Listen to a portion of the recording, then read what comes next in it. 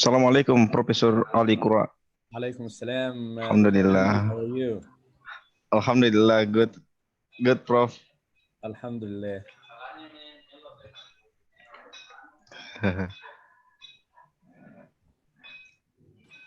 Getting ready for the occasion. Yes. Bapak Ibu panitia.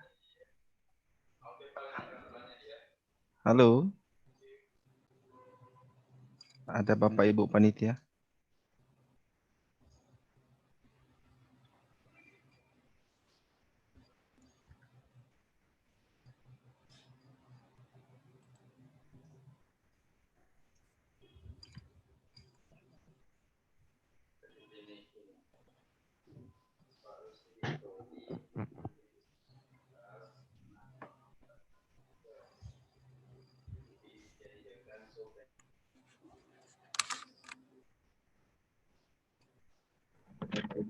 Ya, hello Daeng. Mana temannya semua? Ya, ini lagi siap-siap Daeng mau menuju untuk pembukaan jam 1 nanti. Tunggu 6 menit lagi Daeng.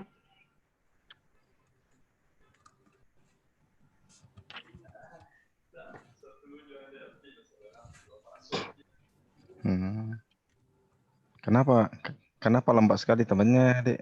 Ini sudah jam berapa baru? Oke, coba. MC-nya? Sudah ada siap, Dek, MC-nya? Ya, ini lagi siap-siap Daeng mau menuju untuk pembukaan jam 1.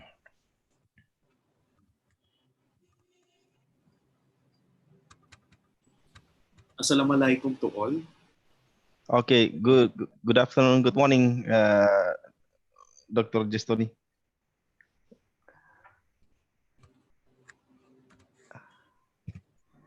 Hi, Dr. Jestoni. Hello, Dr. Andy. Thank you. Nice to meet you again.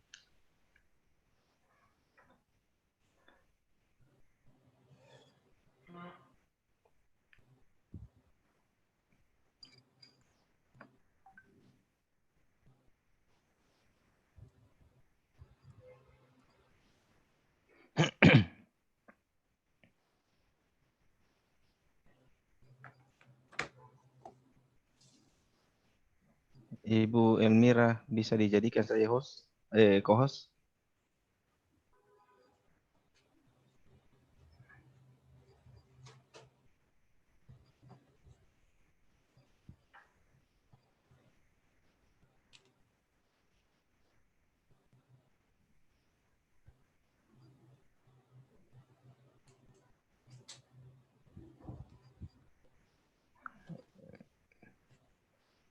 Ibu Elmira, bisa di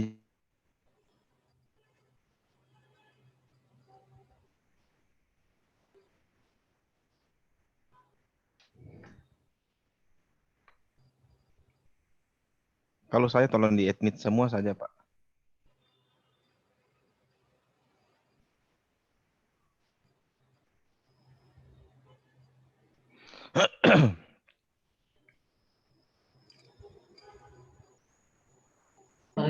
Iya, Daeng, sebentar, Daeng. Ini lagi di... Udah. Ya, itu mati. Udah.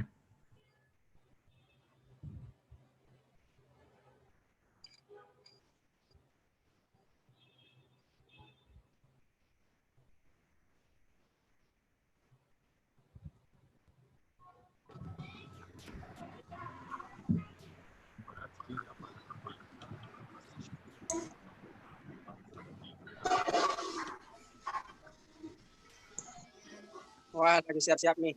Assalamualaikum. Waalaikumsalam. Woi, Salam. Abang Andi. Oke. Halo, Pak. Ya.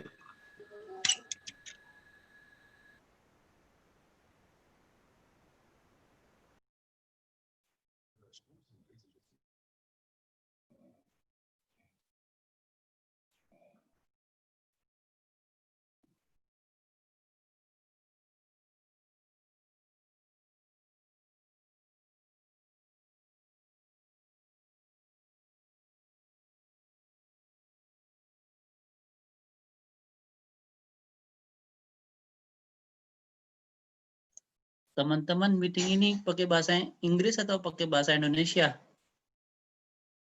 In English ya. In English. We speak This in is- English.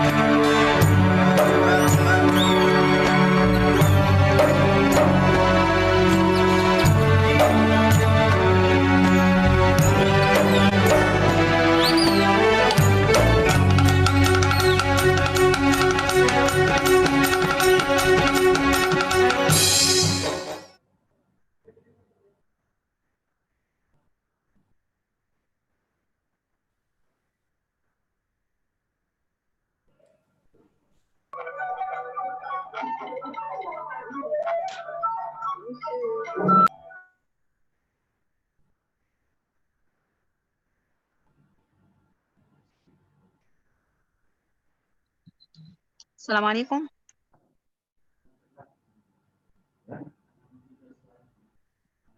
Waalaikumsalam. السلام ورحمة الله وبركاته. I am happy to join to this conference. Thank you and welcome to Prof. Ali Ura. I am waiting to listen to you. Thank you. Thank you.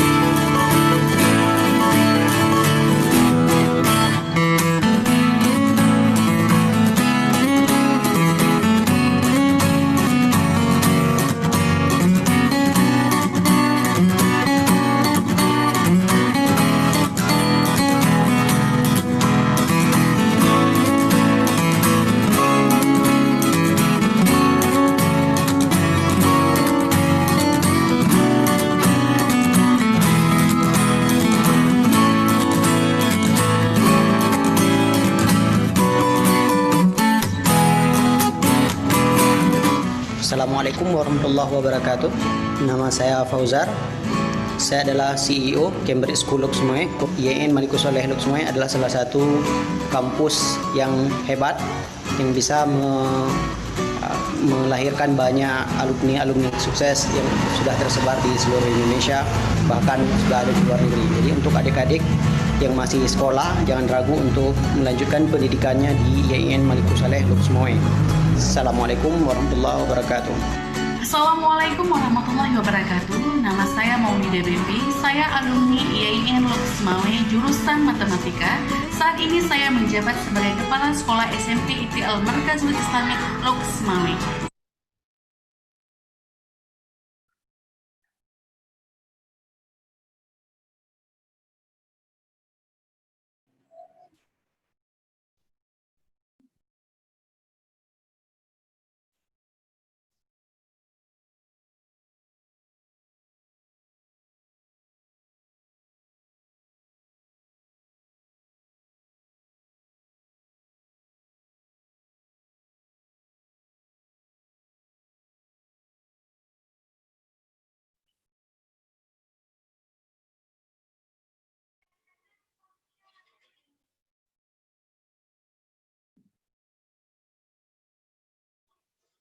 Halo.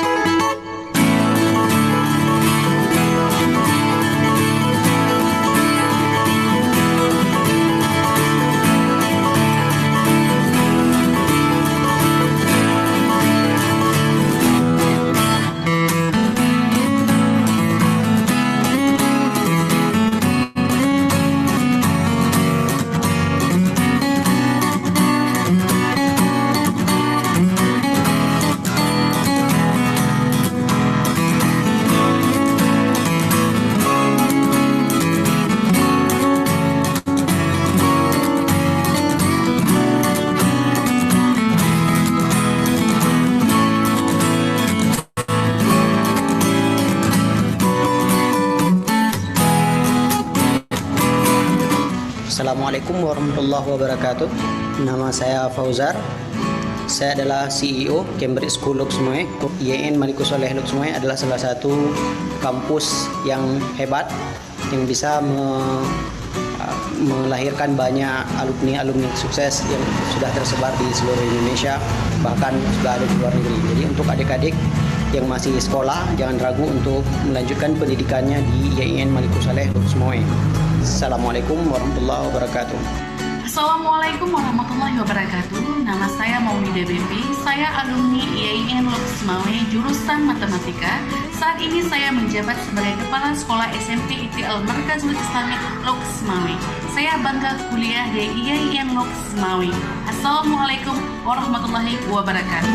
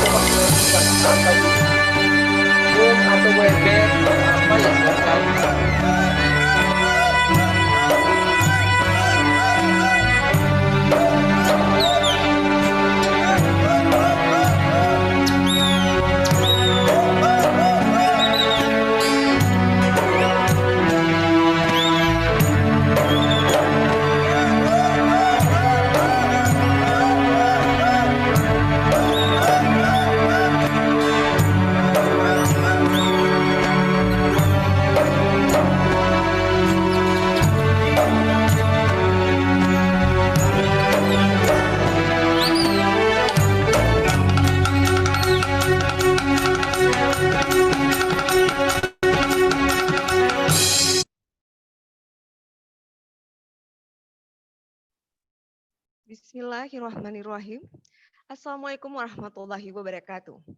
Ladies and gentlemen, welcome to the virtual international conference, the title Education Transformation in the Era 4.0, encouraging students to enhance skill in collaboration, communication, critical thinking, and innovation on August 11 and 12, 2020 in LHOKSEUMAWE, province of Aceh, Indonesia.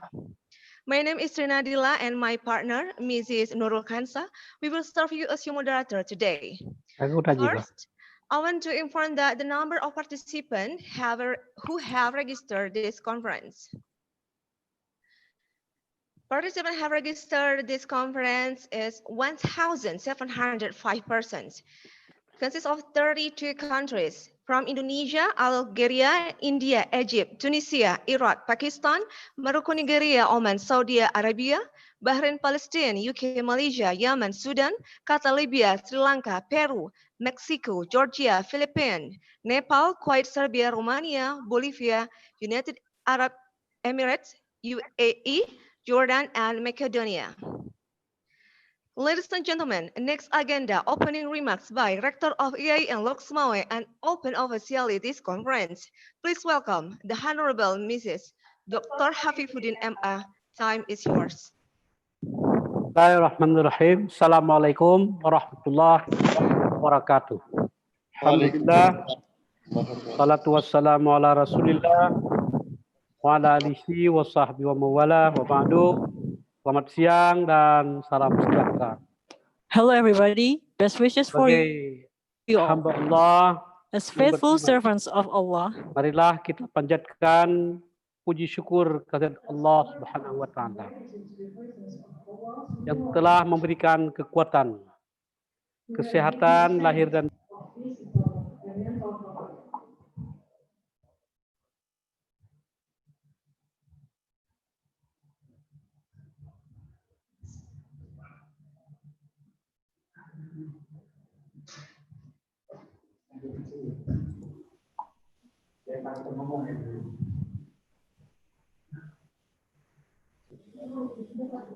panjatkan dan kita sajikan ke pangkuan alam Nabi besar Muhammad sallallahu alaihi wasallam yang telah mengantarkan umat manusia dari peradaban kehidupan yang jahiliyah menuju pada kehidupan peradaban yang modern yang dipenuhi dengan ilmu pengetahuan dan teknologi. Semoga kita semua termasuk hambanya yang taat dan mengabdi kepadanya. Dan kita berhak mendapat syafaatnya di akhirat kelak. Kami pimpinan Institut Agama Islam Negeri LHOKSEUMAWE mengucapkan selamat datang kepada para narasumber di acara ini, baik yang berada di dalam negeri maupun yang berada di luar negeri,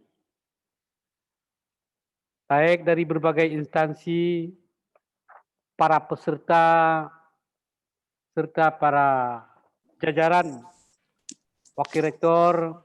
We welcome the speakers, both domestic and foreign, from various institutions, as well as directorate, lecturers, and staff at IAIN LHOKSEUMAWE. Hari ini kita berbicara tentang we are pendidikan. talking about education, Karena itu merupakan which is kunci menuju Indonesia Emas tahun 2020. the key to the Golden Indonesia 2045. Kekayaan sumber daya alam sesungguhnya belum dapat menjamin dan memberi kemajuan. Wealth of natural resources don't guarantee progress. Namun, negeri dengan sumber daya manusia yang tangguh, however, countries with the strong human resources akan mampu memperlihatkan kemajuan yang berarti. Even though they are poor in natural resources, are able to show significant Korea progress. Selatan, such dan Jepang. as Singapore, South Korea, and Japan. Sesungguhnya pendidikan berhubungan erat dengan pasar tenaga kerja dan pasar Education inovasi is pendidikan. closely linked to the labor market and educational innovation markets. Pasar hari ini adalah pasar 2030 dan pasar 2045. Akan Today's sangat market dinamis is the market 2030 and dan 2045 mengalami volatilitas yang tinggi. will be very dynamic and experience high volatility. Pasar hari ini dicirikan oleh revolusi industri 4.0 Today's market is characterized by the industrial dengan revolution disajikan 4.0 teknologi digital yang mendorong konektivitas. by being presented with digital technology that encourages connectivity. Akan banyak pekerjaan yang dilakukan manusia akan digantikan oleh mesin. Much the work that humans do will be replaced by the machines. Oleh karenanya, untuk mengantisipasi kondisi tersebut, jalan keluar adalah dengan pendidikan. Pendidikan Therefore, to diharapkan anticipate these conditions, the mampu way out beradaptasi in dengan is dinamika education, pasar yang which is berubah dan expected to be tidak able to adapt to changing and uncertain market dynamics. perlu pembenahan kurikulum, pembenahan We need to metode, improve the curriculum, pembenahan pelajaran, learning methods, pembelajaran, kapasitas guru dan dosen, serta infrastruktur. the capacity of teachers and lecturers, as well as educational infrastructure. Kedua adalah pasar inovasi. Dunia pendidikan harus mampu menghasilkan inovasi yang unggul. Second, the innovation market is the world of education must be able to produce superior innovation. Dengan revolusi industri 4.0, jenis inovasi pun mesti berbasis pada teknologi 4.0. With the 4.0 industrial revolution, any type of innovation must be based on 4.0 technology. Penekanan terhadap kreativitas dan kelincahan yang tinggi harus mampu menangkap peluang-peluang baru. Emphasis on creativity and high agility must be able to realize new opportunities. Oleh karena itu, kondisi saat ini sangatlah cocok dengan tema yang mengangkat transformasi pendidikan di era 4.0, mendorong siswa untuk meningkatkan keterampilan dalam berkolaborasi, komunikasi, berpikir kritis, dan inovasi.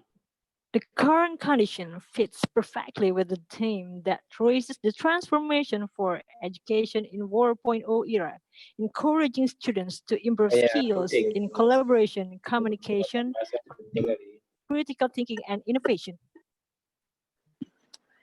Banyak pribadi-pribadi yang memiliki jiwa untuk memajukan pendidikan. Semua pihak berkesempatan untuk berkolaborasi dengan kerjasama secara nasional maupun internasional dalam rangka memajukan pendidikan.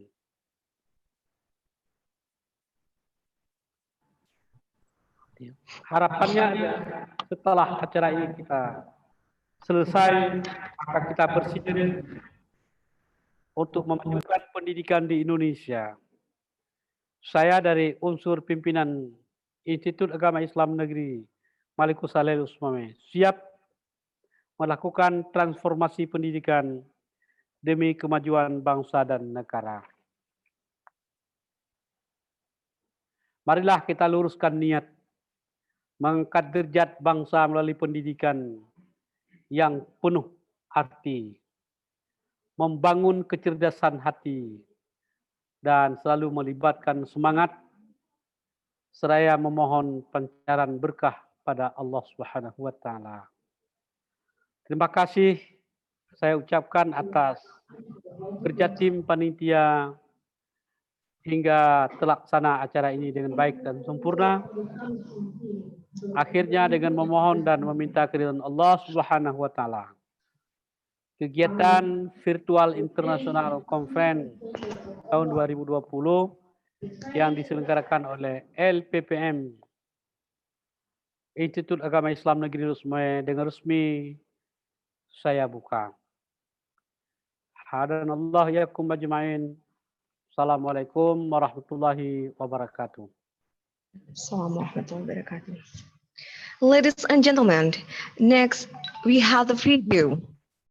Traditional of Aceh.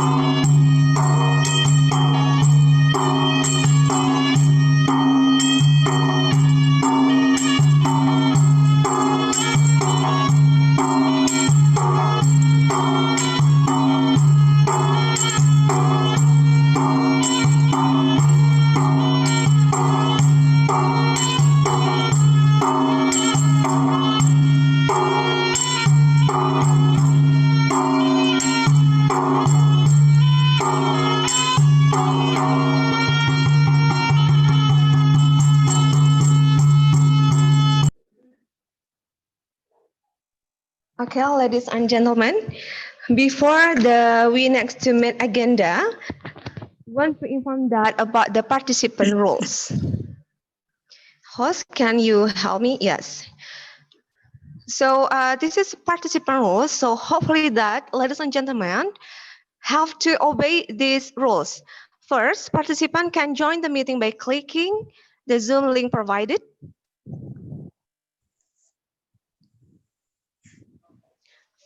And second, if the participants are unable to join the Zoom meeting, participant can join the virtual international conference via live YouTube by clicking the link below.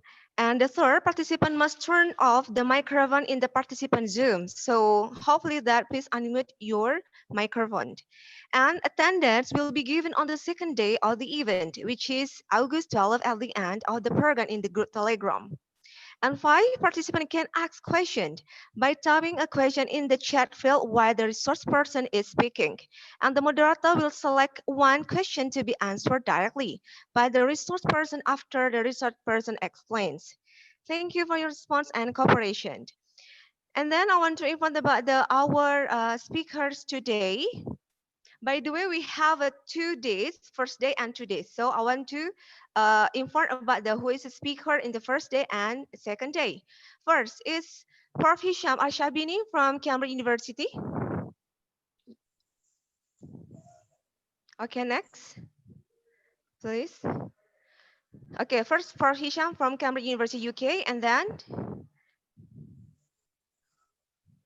Prof. Ali from Mansoura University, Egypt.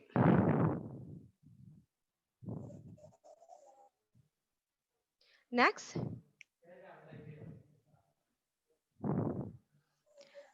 Prof. Dr. KJ Farjisi from Kerala, India.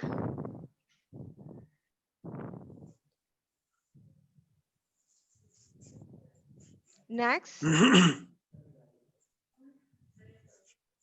Mohammed from Qatar Ministry of Education and Higher Education.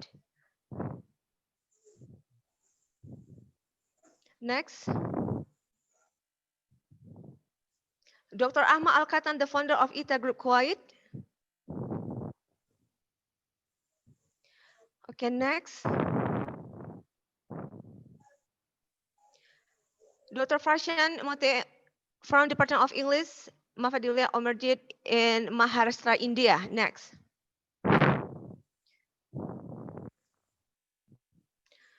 Dr. Andi As Rifan, SPD MPD from University Muhammad University, Rampang, Indonesia.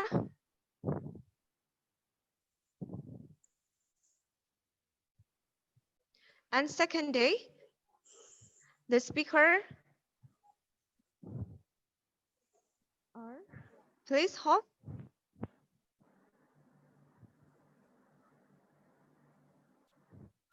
Dr. Nulaila, SPD MPD, IAIN LHOKSEUMAWE, Aceh, Indonesia.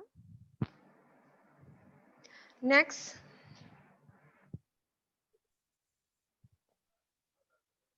Ramadan Aceh, IAIN LHOKSEUMAWE, Aceh, Indonesia. Next.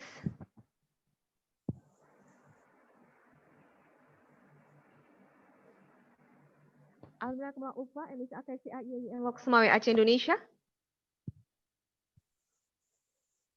Next.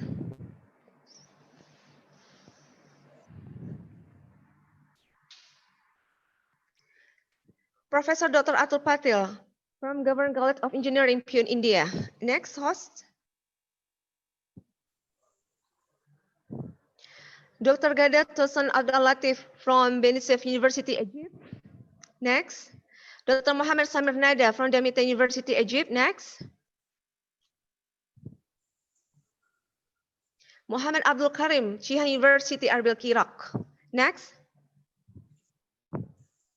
Mr. Bibas Tapa, the founder of ITA Group Kuwait. Dr. Mutmaimina, SPD MPD, University Al-Azhariyah, Mandar, Indonesia. Okay, ladies and gentlemen, that's all our speaker for 2 days. And then we move to the first agenda. Okay, the first agenda, we will invite Professor Hisham Al-Shakbini from Cambridge University, UK. Before we invite him, please me to read his biography before.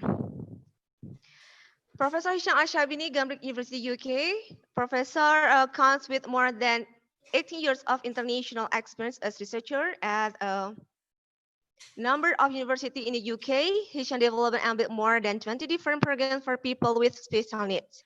Professor Al-Shakbini has more than 30 different publications in the areas of education, inclusion, and assessment. He worked and co-wrote a large number of materials, books, and journals in the UK, Europe, and the Middle East.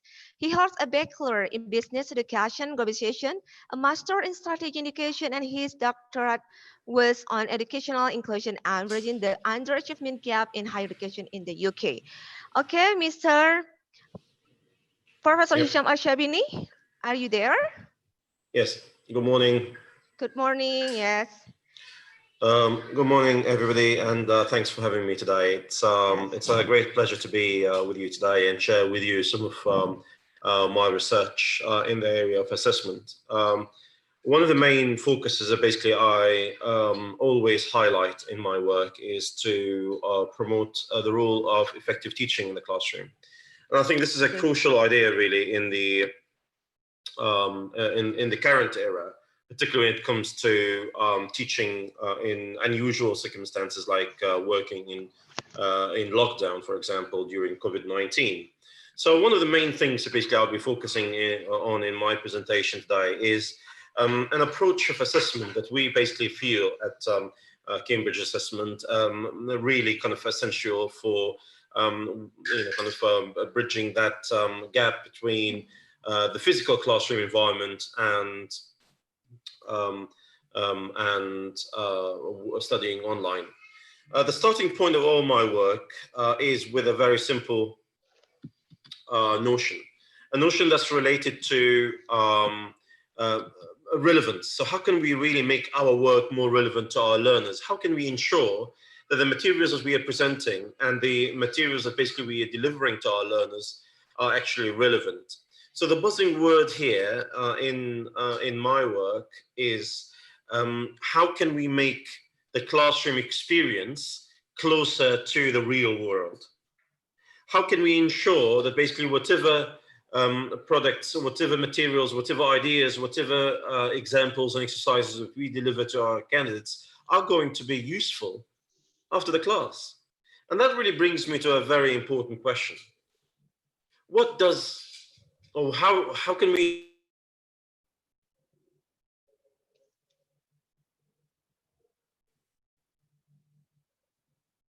Can you hear me? It seems that I'm muted. It's okay. Yeah. Okay, sir, go ahead, please. Sure. So the underpinning notion here is the fact that we need to build a framework that's effective. And effective learning here has a theoretical basis. And obviously the theoretical basis that basically we have is based on two main notions. The first one is Dale's pyramid of learning. And Dale's work is mainly looking at how much information can we retain over a period of time. And obviously the basic experiment that Dale did in the 60s of the last century is quite interesting. Dale says that basically after 2 weeks of finishing a course, we tend to remember around 10% of what we read, around 20% of what we hear, around 30% of what we see. However, we tend to remember 90% of what we say and do. This is a very interesting notion. This is a very fundamental pillar for all the work that we're doing. And the summary here is quite crucial, that the more we are involved in the learning process, the more effective the learning process itself is. In other words, an effectiveness here is measured by how much information I retain and apply. So the simple idea here is that the more active we are in the classroom, the more effective our learning process is. But let's go one step back. Let's go to the basics of learning. If we are analyzing our classrooms, we'll be able to differentiate between three different worlds. Our personal world, me as an individual, the curriculum or the subject, the social community, my peers, my colleagues, my teachers, etc., and also the point of reference, the assessment criteria. Am I getting standardized assessments from a third party, or is it basically developed by my teachers? So we've got four intersecting worlds of learning. These intersecting worlds are mainly starting with me as an individual, with the curriculum, with the social community, and with the assessment criterion or reference. And if you're thinking about it, actually, one of the most important elements of learning takes place in two channels. The first one is the formal learning, and that's basically the type of learning that I acquire from my teachers in a formal setting, in a classroom. But there is something that's not less important, which is the natural acquisition of learning. Let's think about it for a minute. Our young children, when they basically learn how to walk or how to speak or how to behave, they are actually learning. They're not learning from a classroom, are they? They are learning from the community, they're learning from the culture, they're learning from the religion.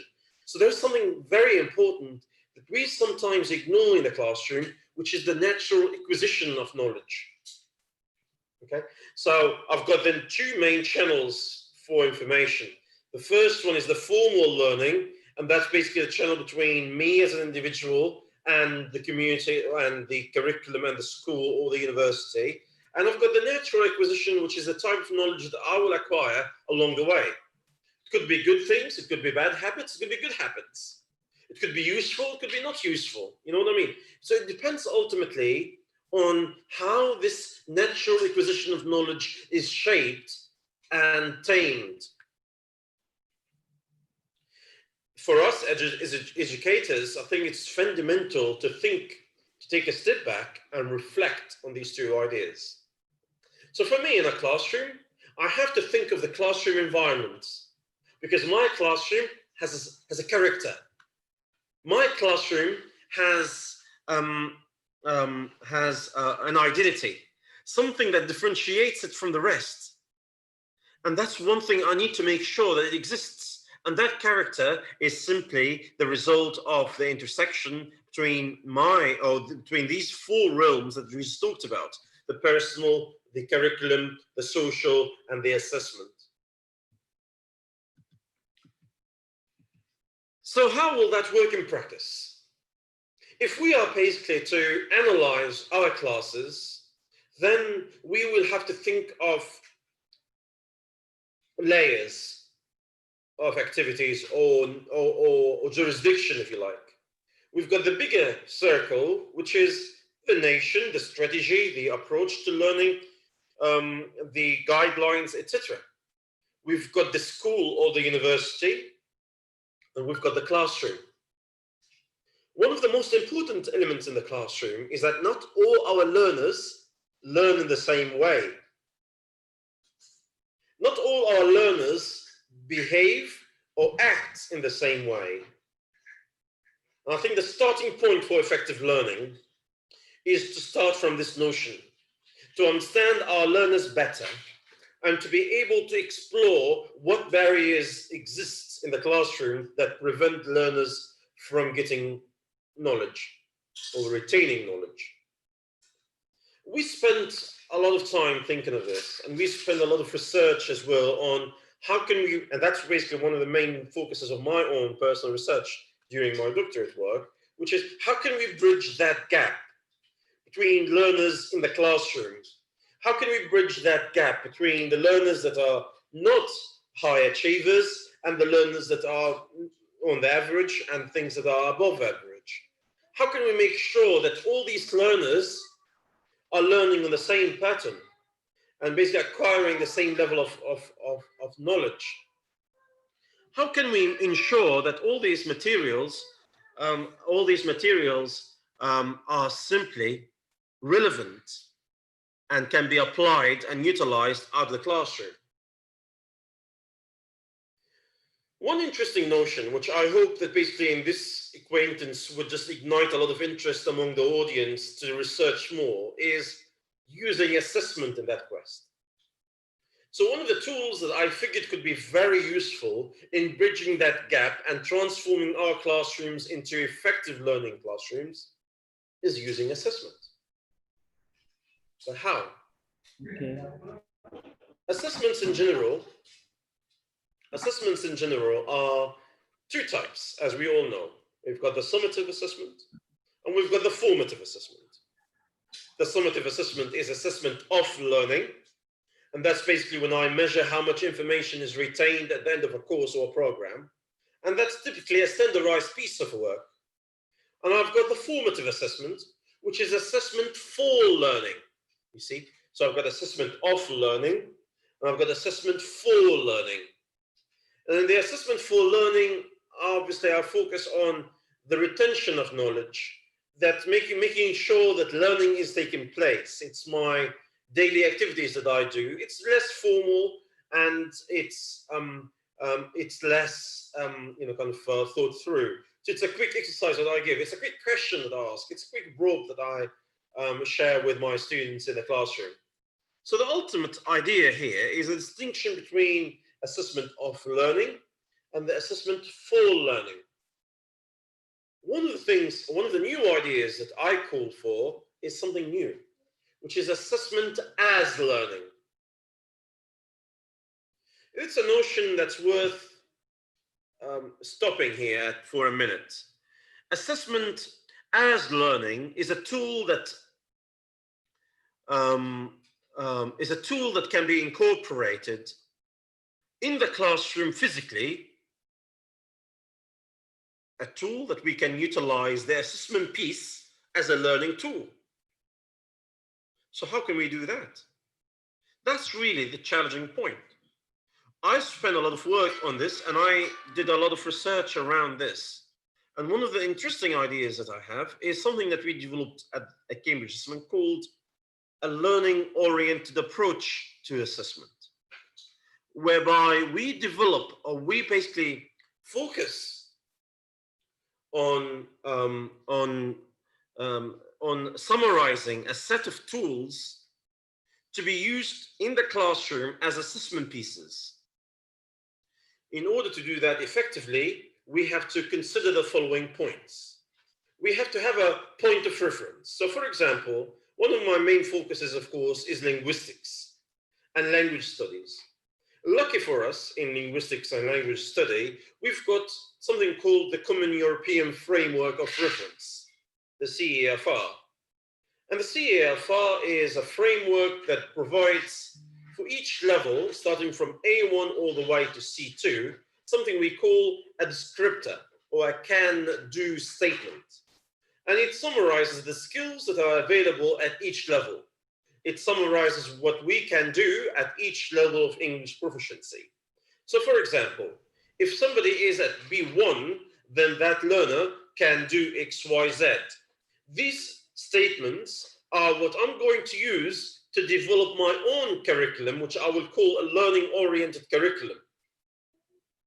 So that learning-oriented curriculum is driven from that point of reference. So what I did here, I got the standardization element that only exists in the summative piece, but now I embedded that into the course. I embedded that into the content, into the theme, into the domain, the topics, the functions, the tasks, etc. So now everything I do is very much related and linked with these typical standardized outcomes. So that's the starting point. That's the first thing. The second thing that we have is how can we basically respond, as I said at the beginning, how can we make sure that we understand the learner's needs in the background to ensure maximum learning? So we looked at this in various ways, and we figured that the best way is to give a task for people to do in their own time.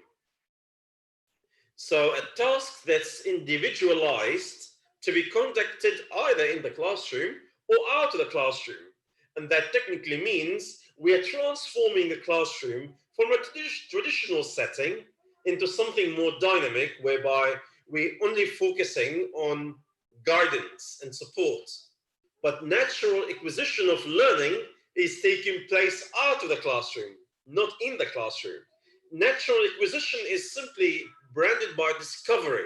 So the learners themselves are discovering knowledge through these assessments. Now, of course, that includes observations. So the role of the teacher here is not only to devise the task and share it, but also to record the observations and provide feedback. And obviously, I think it's many people that are listening to me today would agree that that the idea of feedback is very powerful tool to be used in the classroom. But how will that work? There has been intensive research on how feedback can be used effectively in a classroom context. I think one of the most notable researchers is Carol Dweck's research in 2006. That research talks about how should we give feedback to our learners after finishing an activity or an exercise. And that basically reflects, or that basically sits on two main bases, according to Carol Dweck. The first one is the fact that that feedback should be given mainly to hard work. So the main idea of feedback is to praise hard work rather than praise the process, not the outcome. So I'm not going to say, oh, you're so clever, you did this correct. No, I'm going to say you did a lot of work here and you will be rewarded for that work. That mentality, that idea of thinking is a revolutionary idea in looking at assessment and providing feedback. Because there's a statistical evidence now that we have whereby giving this type of feedback effectively to learners reflects on their behavior in the classroom as well. Those that were subject to what Carol Dweck described as a growth mindset type of feedback are always eager to go into the next challenge or explore other ideas and move into the ladder quite quickly. So they are really looking for new challenges because they are hardworking. They can work very, very hard to achieving their targets. Whereas on the other hand, those that were praised for their intelligence or their aesthetic skills like appearance or intelligence or the way they looked, were less eager to take in new challenges. So that's fundamentally important in building that framework of learning-oriented assessment. And in building that framework, we need to be very careful with how we pass feedback to our learners. Now, if you're repeating the cycle for each one of the can-do statements at that point of reference, and if that cycle was repeated during the course or during the curriculum, then we will end up with something we call the record of achievement. And the record of achievement then will transform a grade from a numerical grade to a descriptor, so something qualitative that I would give to my learner describing their competence in each one of these can-do statements that exist. And of course, the challenge here is not only in building that framework up, but in building or in the actual effective implementation of that framework. And to do that well, we have to utilize technology effectively. Utilizing technology means that we will resort to certain tools that exist that will help us record these observations and provide feedback instantly. So technology, luckily for us, technology is available, and we have lots of tools that can exist that basically summarize or that basically reflect this idea. So one of the most effective tools that we developed at Cambridge is called writeandimprove.com. Write and Improve is, from the name, as the name reflects, is a tool that provides instant feedback on writing. How will that work? So if I'm starting, for example, if I'm taking the CFR, the same model that I just described a minute ago, then if I'm dealing with a learner at level B2, there are two main can-do statements. These can-do statements, for example, are as follows. So this person can construct a chain of reasoned arguments and can synthesize information arguments from a number of sources. So that technically means the starting point of working in these kind of scenarios is these very two statements. So that means my course will be based around these two ideas. Can construct a chain of reasoned arguments in writing and can synthesize information and arguments from a number of sources. Everything in my work, in Write and Improve, for example, would be based in these two notions. And the beauty here is the fact that this is artificial intelligence empowered. So you will get feedback instantly. And this is only one of the tools that exist that provide this type of support. It's writeandimprove.com, one word. Another example that I can bring really to show how digitally we can actually revolutionize our learning in the classroom, and not only that, how we can transform the use of assessment into something that's really, really effective and something that will simply help our learners achieve better results. I can share with you another source that you will find really useful, and that's developed by us as well, called thedigitalteacher.com. And the digital teacher, in the first place, what it does is obviously it assesses your knowledge as a teacher of using technology to record assessment results and produce that record of achievement. So if I may summarize, if I basically have to summarize the whole idea of the model that I'm talking about, then my notion is as follows. Traditionally, we've got assessment of learning and assessment for learning. Summative assessment and formative assessment. What I'm trying to do is connect these two ideas together to produce assessment as learning. In other words, I'm utilizing the concept of assessment as a learning tool that can be incorporated in the classroom, and that can be applied whether it's online or a physical classroom. It doesn't make any difference.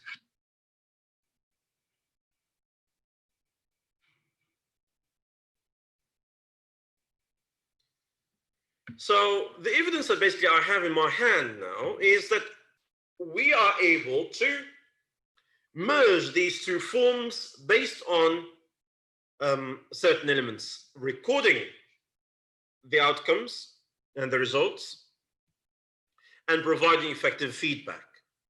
And providing effective feedback is a very tricky one, as we said, whereas it can make or break the learning process.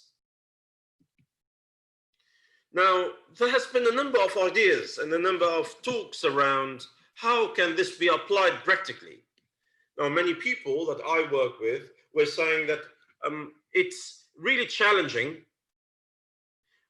doing all these different ideas in a natural classroom context. My response to these kind of cases all the time is that, wait a minute, there are lots of cases that we are able to provide, lots of examples, and one of them is something we call the flipped classroom model.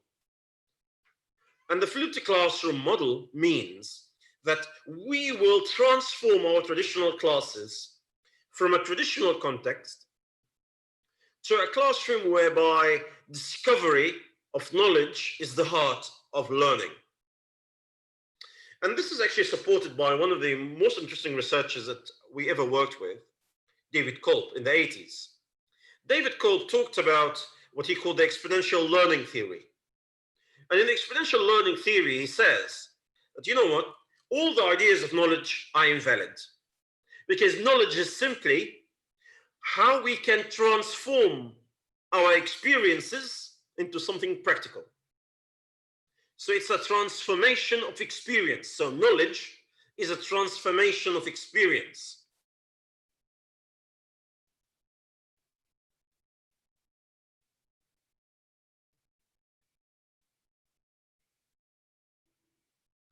So the summary here I'm trying to make is that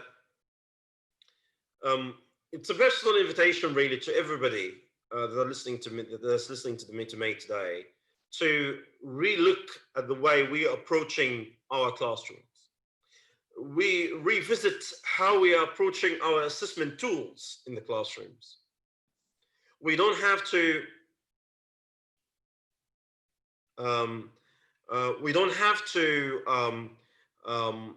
use an abstract piece of assessment. We can instead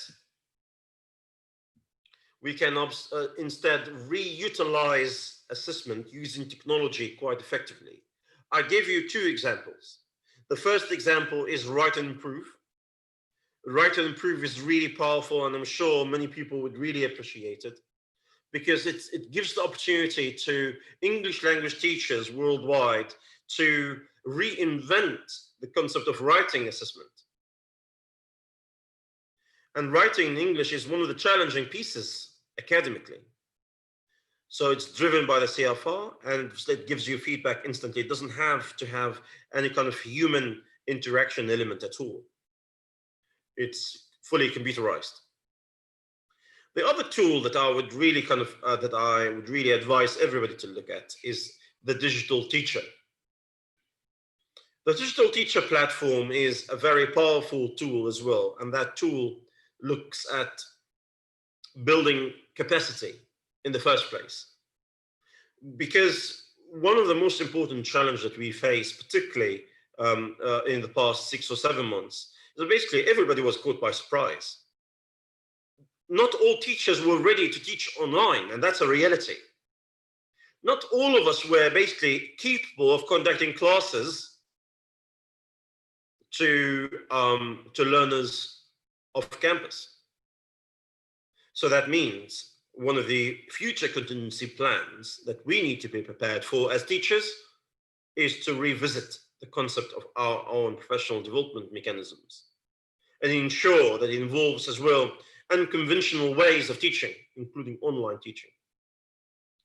Unfortunately, for those that were asking me for the PowerPoint, sharing a screen was disabled, so that's why I couldn't share my presentation, unfortunately. But I would be more than happy to share the slides afterwards.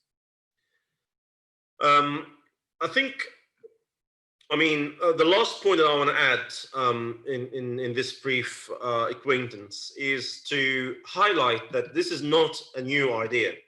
This is not a new concept. This has been in research for more than 20 or 30 years. We do have a large number of publications available that I think you could find really, really useful. I would invite everybody to explore 3 journals that we at Cambridge Assessment and the University of Cambridge provide. One of them is Studies in English Language Testing, particularly edition 45. You will find a good number of papers that talk about learning-oriented assessment.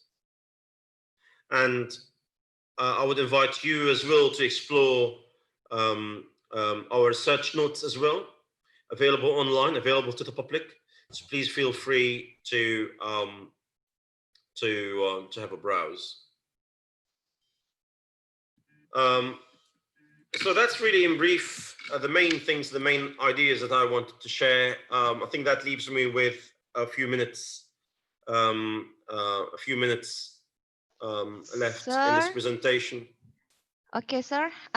You have 15 minutes left. Sorry, sir. 15? Yeah, 15 minutes. 15 minutes left. Thank you. I would be more than happy to answer any specific questions. I will also be more than happy to, if I can share the screen, if you allow me to share the screen, I can basically highlight some of the tools that I would recommend for teachers to use. Unfortunately, at the moment, I don't have the option to share my screen. Excuse me, Prof. You may share to Dr. Mutmainna, and then maybe Dr. Mutmainna will share your presentation if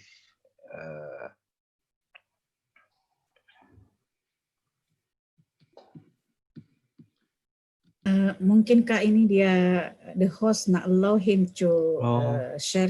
Oh yeah. Share, mungkin host There is a feature that's not allowed the presenter to share the screen to everyone. Mungkin host dulu bisa diizinkan. Host mungkin coba di allow dulu hostnya. Yeah, it's allowed now. Great, thank you. Okay. No problem. No problem. So I hope you can see my screen now. So in this particular presentation, what I try to do is really kind of highlight some of the issues that you could find really, really interesting. So The tool that I was focusing on in this presentation is Write to Improve. Write to Improve is a very powerful tool, and I would invite really everybody to have a look. So Write to Improve looks like this. It's a very simple, straightforward tool. It starts with the type of writing task that's being dealt with, and it relates to exam preparation or free writing. And I think that one of them, in research, we have a statistical evidence that basically writing in the English language is perhaps one of the weakest skills in certain parts of the world, particularly in regions related to the Middle East or the Far East. So, so that's why I think this is really of great importance to be utilized in that context. So in Write to Improve, what it does, basically it reflects on your writing and provides instant feedback based on the can-do statements on the CFR. So ultimately, a piece like this would just simply provide the learner with the corrections and the level of that piece of writing according to the CFR. So if you see with me on the screen here, that it indicated that this piece of writing is at B1. The justification is based on the can-do statements, and it's given, it gives the reader or the writer or the learner some feedback on how to improve writing. The other platform that you will find really, really useful is the digital teacher. And the digital teacher is a very powerful tool that I would feel could be really, really handy to many teachers. It provides something we called the Cambridge English Language Teaching Framework. And that framework is really kind of quite powerful because it's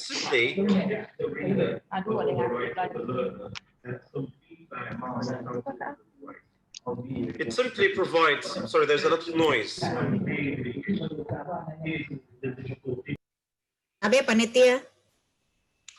It simply provides the skills that, it provides a professional development ladder for teachers, because as we said during the presentation, I think there's a fresh look at professional development and the concept of professional development to reflect our capabilities as teachers to teach in unconventional patterns like online learning, for example, during lockdown. Sir, 5 minutes more. Thank you. Okay. So the framework, I would invite everybody really to look at this framework. I think it's fundamentally relevant to everybody listening to me today. And then it provides learning. How can we basically develop our skills from the starter level all the way to the professional level? And it provides a new look at tools that are available as well. So the summary for all of this is as follows.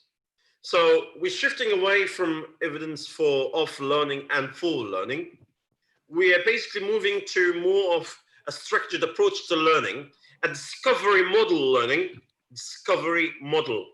whereby we're encouraging our learner to discover knowledge rather than to receive knowledge or engage with materials. You see, here's the fundamental shift in teaching pedagogy.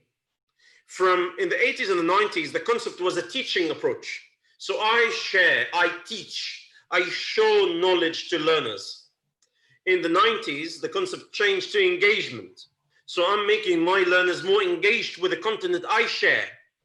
Today, the whole concept is different because we're calling for a discovery model. We're calling for a model whereby learners are encouraged to discover knowledge on their own way. We've got powerful tools to do that. The internet provides endless options for us to explore. And then feedback is crucial.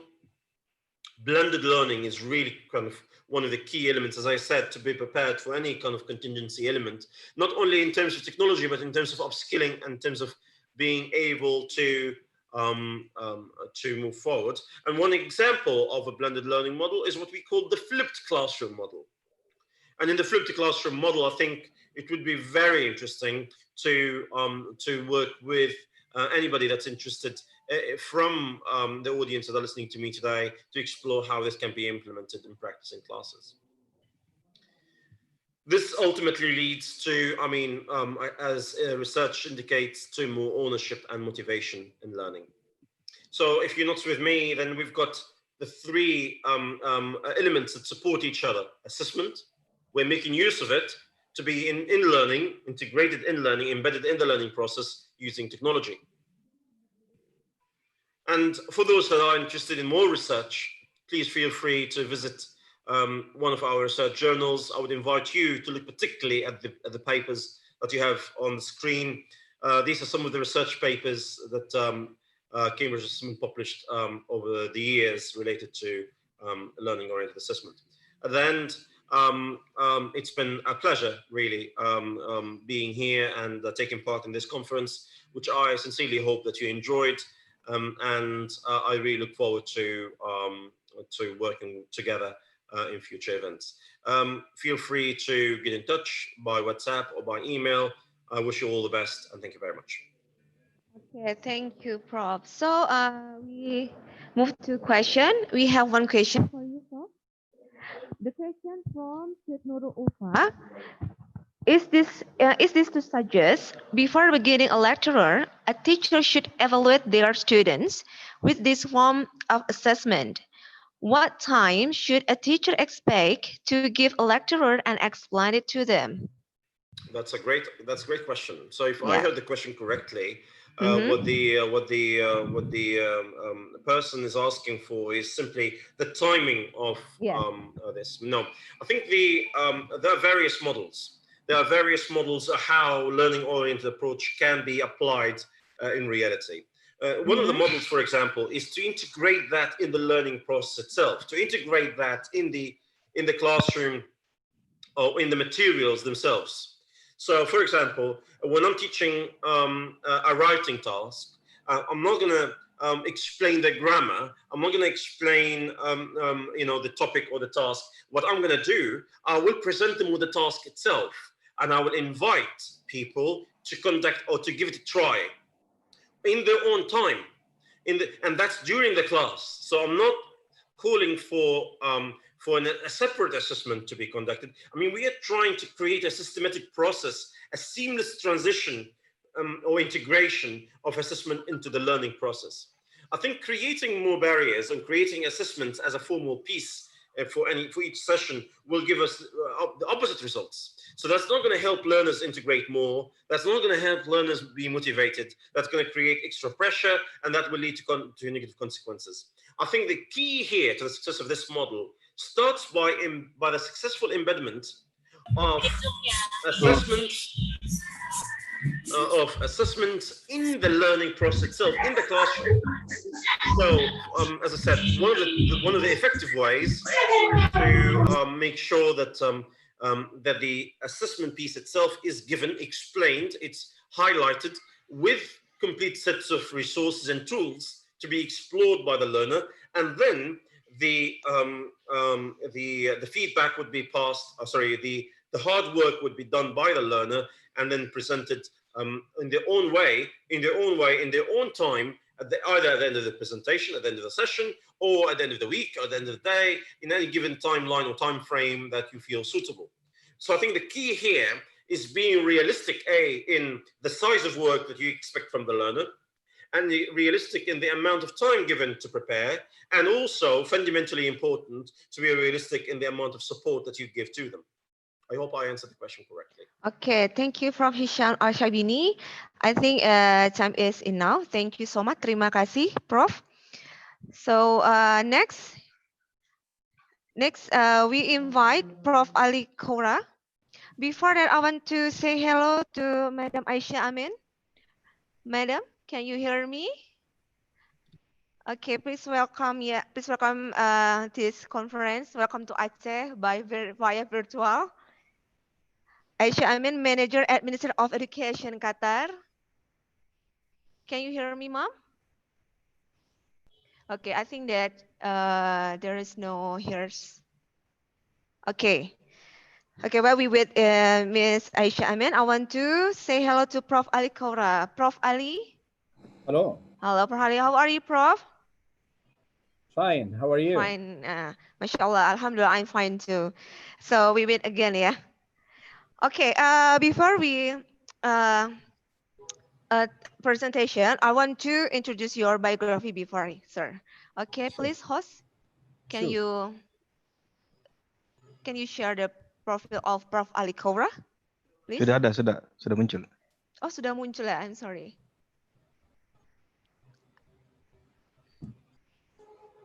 I can see. I can see that. Can you help me, Hansa? Wait a minute. I'm sorry.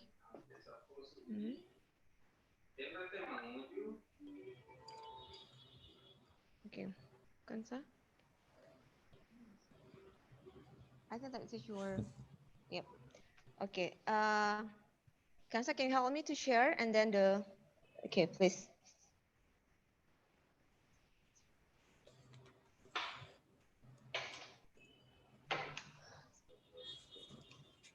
Okay, Prof. Ali Kaura, Mansour University, Egypt. Prof. Ali Kaura is graduate of the George Washington University, USA. He is a published author of a number of books and research papers on ELT.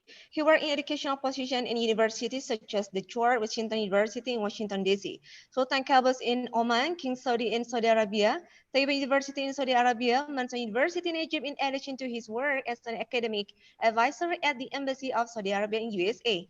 He has been a member of the Permanent Committee for Promotion of Professor of Education in the field of curriculum and methods of teaching and educational technology. Okay, Prof, it's your time to presentation, please. Thank you. Thank you. Hello, everybody. I would like to thank Dr. Hisham Sarbini for a nice presentation on assessment and feedback. My presentation will be a bit different, and it will encompass the key trends or the current developments in the field of teaching and learning English as a foreign language. I would like to concentrate on three main issues: approaches, content, course design. The second issue is methods and strategies of teaching and learning English as a foreign language. And the third is teachers and students. But first of all, I'd like to share my screen.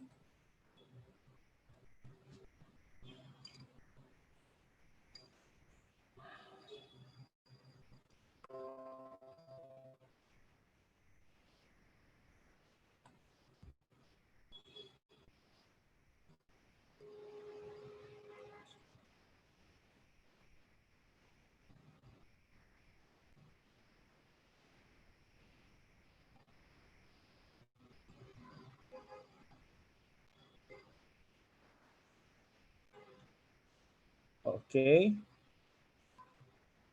Can you see it? Yes, very clear. Yes, we can see.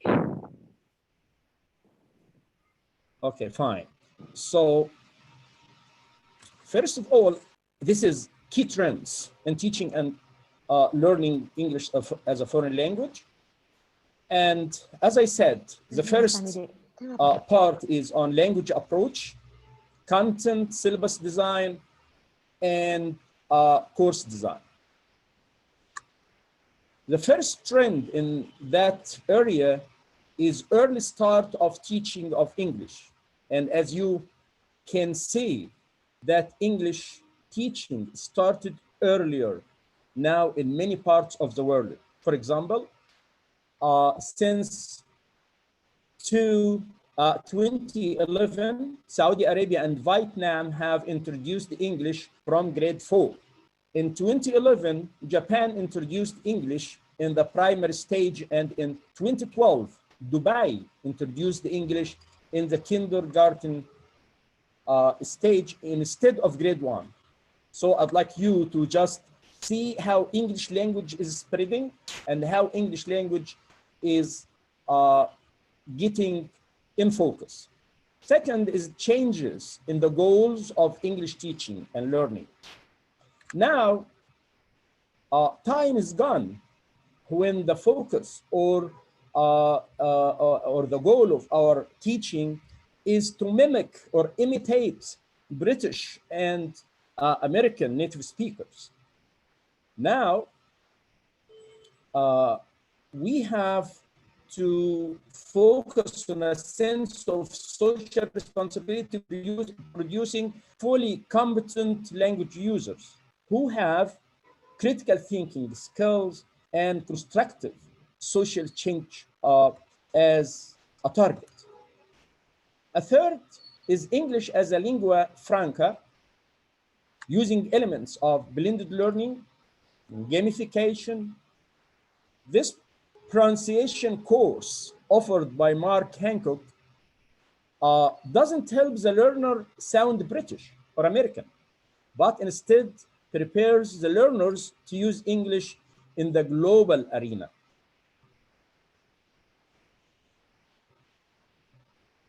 Global English, this is what I was getting at. Communication in English around the world only includes an L1, and when I say L1 speaker, I mean native speaker. Communication in English around the world includes native speakers 20% or 25% of the time. But the 75% of the time, communication in English involves L2s talking to each other. People who talk or who use English as a foreign language talking to each other, like we are doing now in this conference. We are people from many countries around the world, and English is not our native language. It's a foreign language, not even a second language. So most English communication occurs now between English learners of English who have different L1s. A trend also is criticism of published materials. For example, they criticize the published materials on teaching and learning English as a foreign language as missing golden opportunities for content learning. This means teaching school subjects in or through English, not just teaching English for the sake of learning English, or for values-laden teaching. People in our area in the Middle East complain from values-laden materials because our culture and our religion, our habits and our customs really are at risk because of the so many values or foreign values that are embedded in the published materials. Another trend a second area of this presentation is methods of teaching English.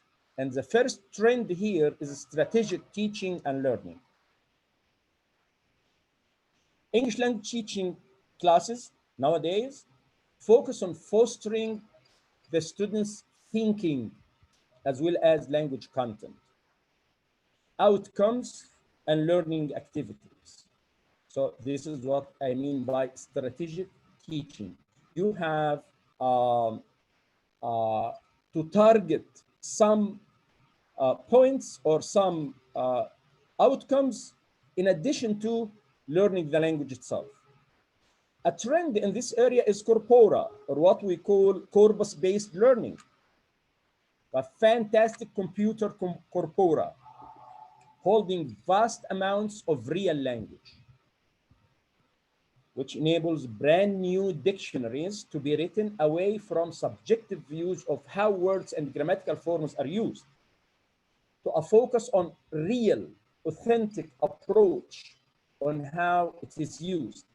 So corpora, and I advise my colleagues to research or enrich research in this corpus-based area, because it is really authentic language.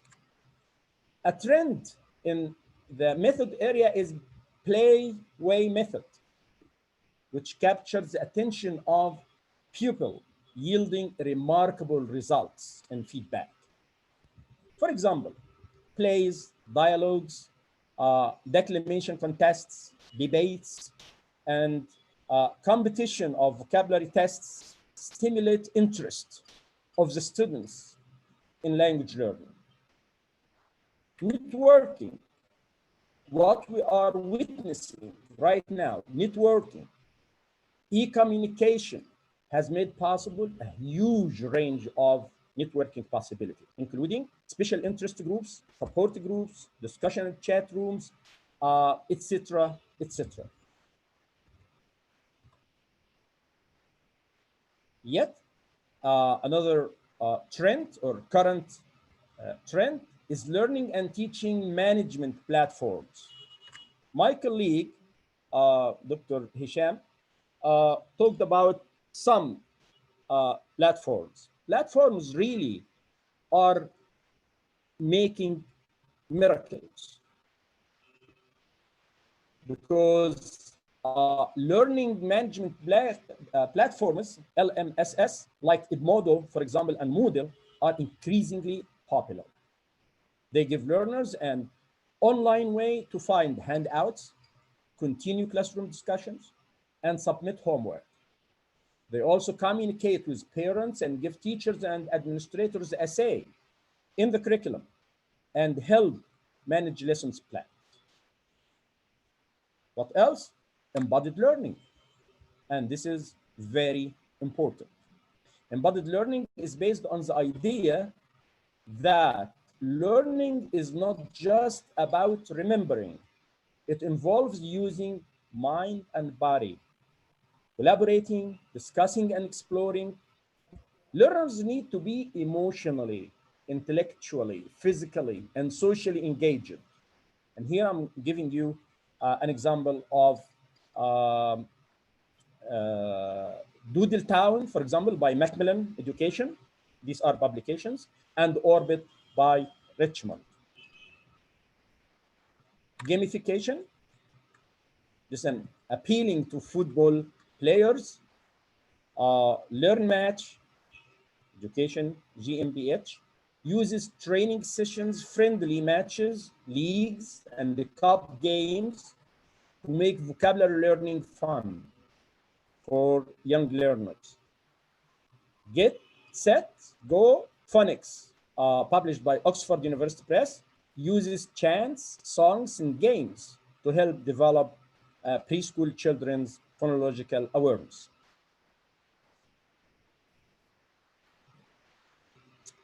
Last area to focus on is language teachers and students, and what current practices, current developments, and current trends are there in this area.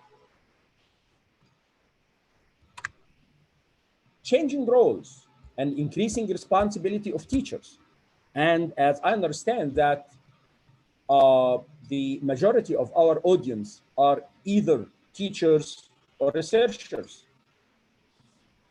In the 21st century classroom, teachers have multiple roles and responsibilities as controller, organizer, assessor, promoter, participant, resource, tutor, observer of students' learning, and creator of productive classroom environment in which students can develop the skills they will need for workforce. Here, it's not the teacher is not the only source, of course, of knowledge, but still he has what we call a managing role rather than a teaching role. Digital teachers and digital teaching, as my colleague mentioned, now with tablets, smartphones in hand, it's believed that textbooks will disappear in a few years. And here I'd like to make a note that here in Egypt, next year, inshallah, secondary school, there will be no printed materials for secondary school students. All will be soft materials, Now Breezy, screencast, Tomatic, voice thread, etc. Flipped learning. Social media tools like Twitter, blogs, care helpful. Learning platforms such as English 247, PPCLE, English Tips for You, and Learning English BC. All these are platforms. Teachers as lifelong learners. In a knowledge-based society, and to remain competitive and employable, teachers are expected to engage in a continuous professional development or the professional learning activities from the beginning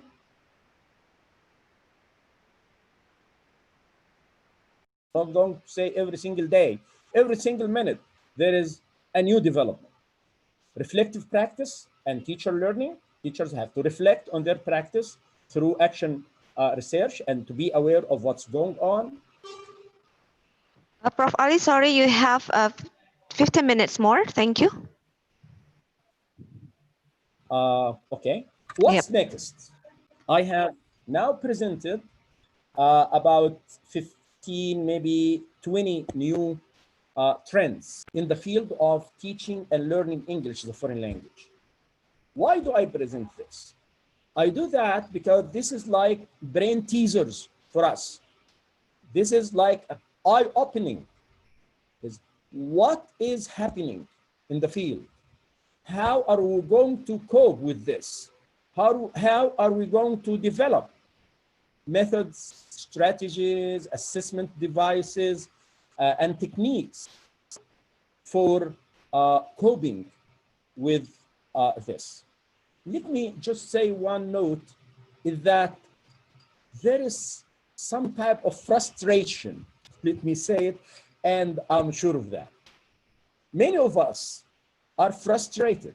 Why? Because of the speed and because of the variety of change and resources and innovations that we have to cope with, we have to master, and we have to know how to use it.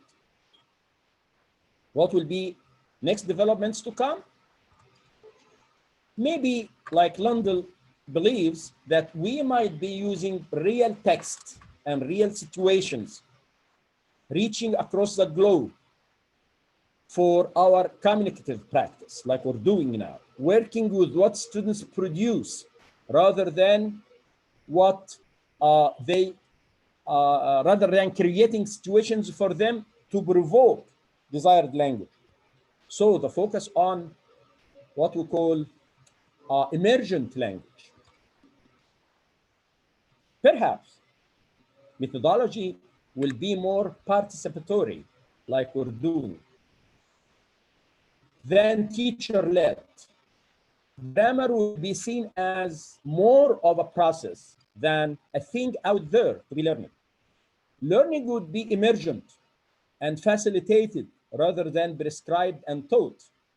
And I remind you of my presentation in the last conference about DOGME ELT, or teaching unplugged and affordance-based learning, which stressed this type of themes.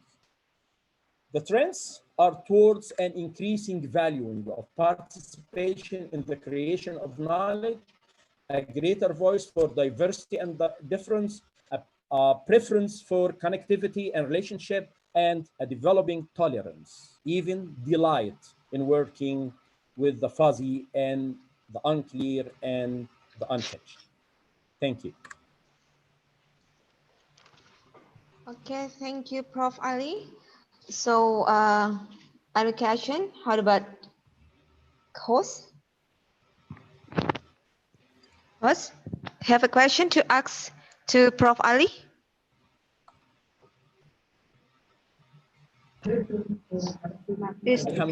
It doesn't have a question for to Professor Ali. It doesn't have question.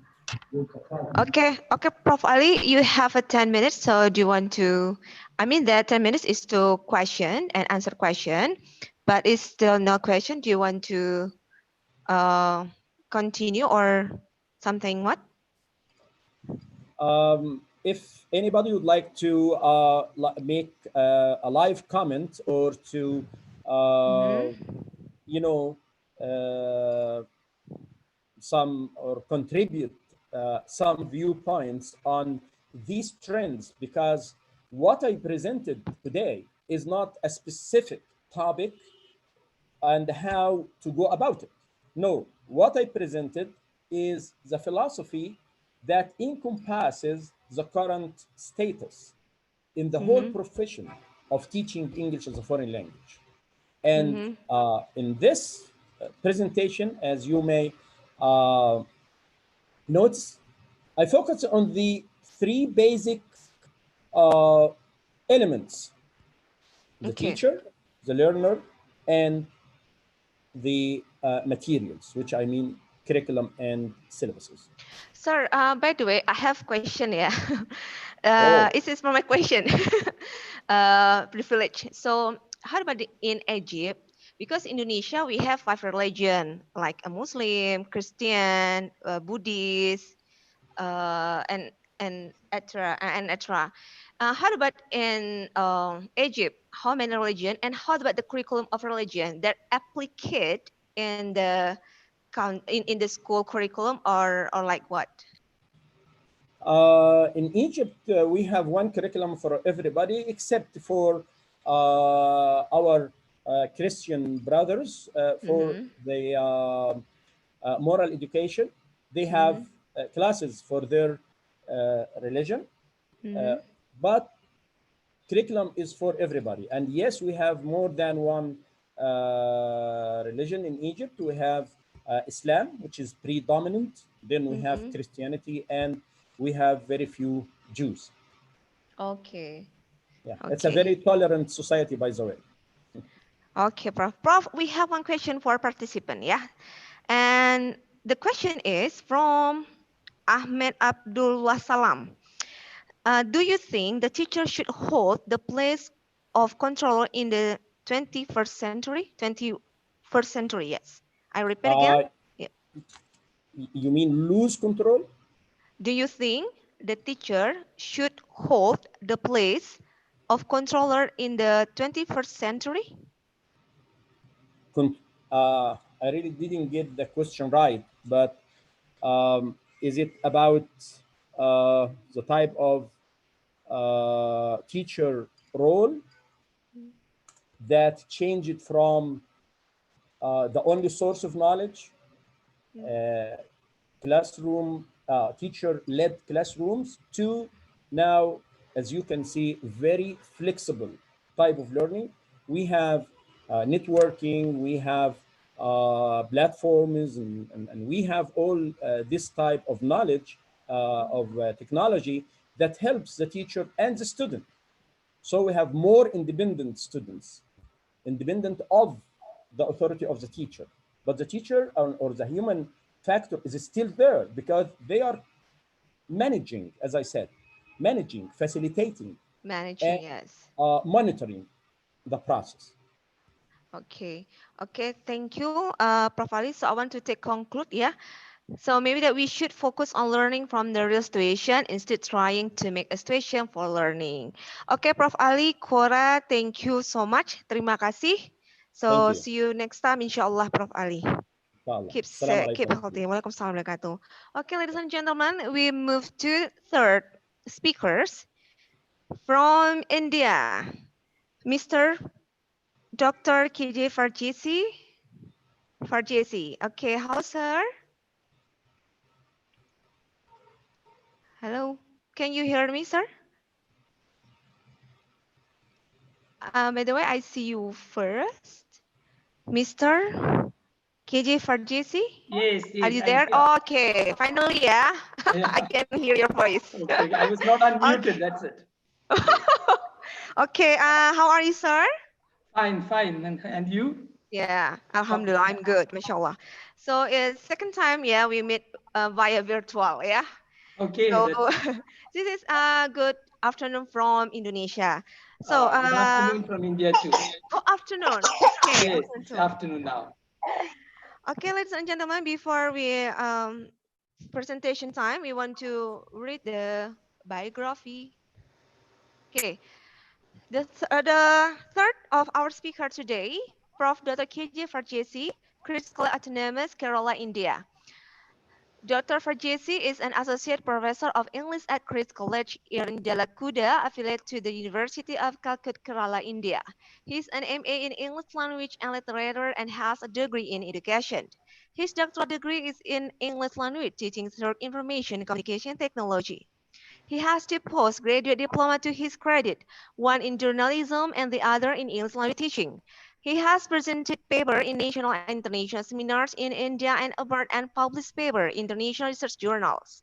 He is also a research person for Conference on ICT Applied Language Teaching. He is a visiting faculty to state and national teacher training institute at universities. He is an advisor and consultant of Digital Language Lab. He was the chairman of Board of Studies in Functional English at the University of Calcutta and a member of Faculty of Language and Literature. He is a member of doctoral committees in several universities and a PhD educator in 5 universities in India. His areas of interest are technology education and LP and language and technology. Okay, please welcome Mr. Dr. KJ Farjesi. Time is yours. Please, thank you. Thank you. You just make me the co-host so that I can share the screen too.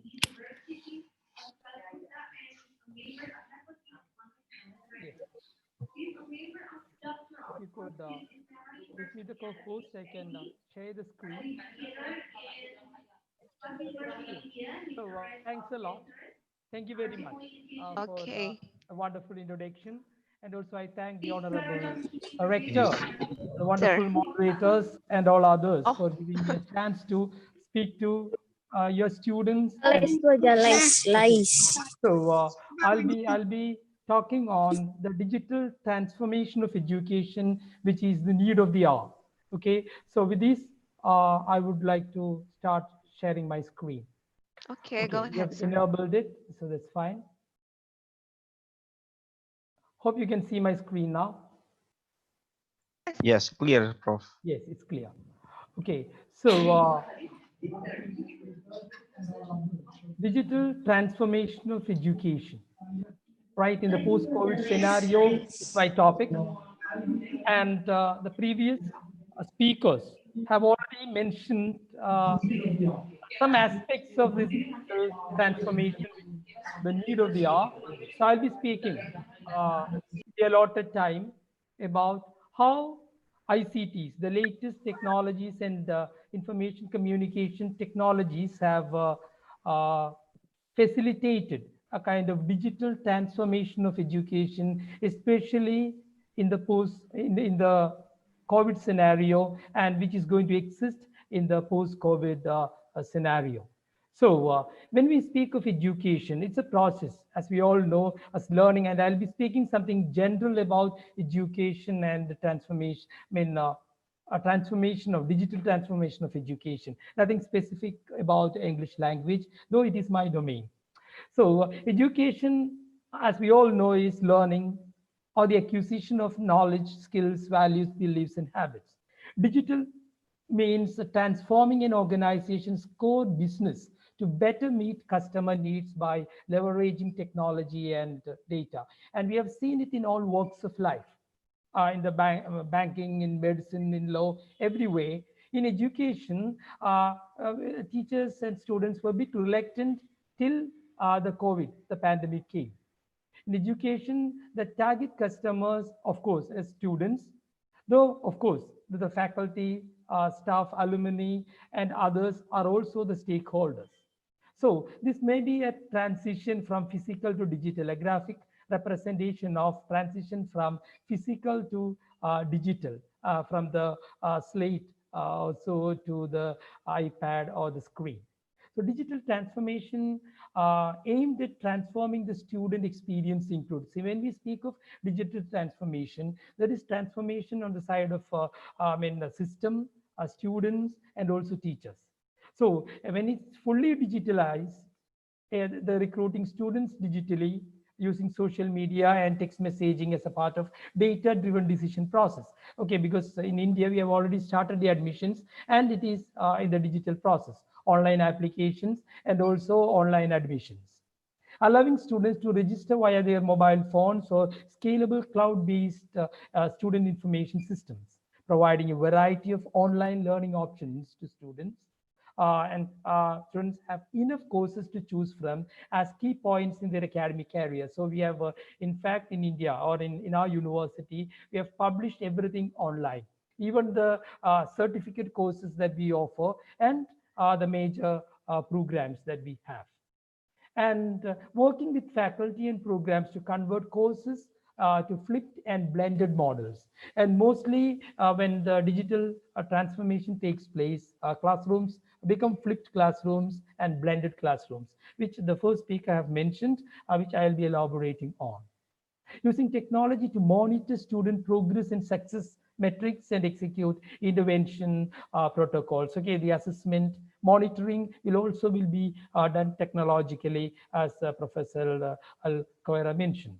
Partnering with industry to provide digital badges and certificates to enhance career opportunities. Whenever they study, whenever they get admitted, often they look forward to a decent job, a good profession. So naturally, if you could relate our education to the industry, the placement can be done in a better way. So these are the general characteristics of digital transformation of education. But we are not speaking of 100% digital transformation of education, but a kind of blended learning where there will be contribution from the digital side and also the face-to-face side.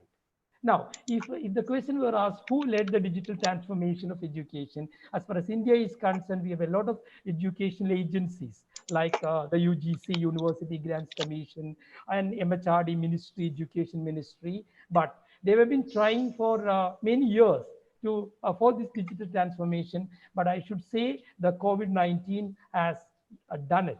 I mean, and now most of our teachers are teaching online and students are listening online. But when we think of this COVID times and in the post-COVID scenario, see, we have both positive and negative influences. And let's have the positive outlook first. Open to new avenues of in the field of education. See, now a lot of webinars are happening. Students are taking degrees from foreign universities online, and there are a lot of educational programs offered online, and students are ready to take it. So that is a lot of new avenues, paving way for learning new resources. And most of our teachers are and students are now in the process of learning new resources or learning through new resources. And another one is, sorry, yes, another one is enabling and learning of new skill sets. We are also into learning a lot of new skill sets, giving opportunity to experience new technology interventions. See, both in the synchronous and asynchronous form, we are into a lot of authoring tools. So a lot of new technology interventions are happening, reinforcing the need for continuous learning. And that is another very important thing. And I would say that the topic of this particular conference depends on or focuses on mainly the latest, what do you call, new areas that one should get equipped. Okay, like collaboration. These are all called 21st century skills. So we are more into these 21st century skills now, reinforcing need for continuous learning and creating a totally new education vertical.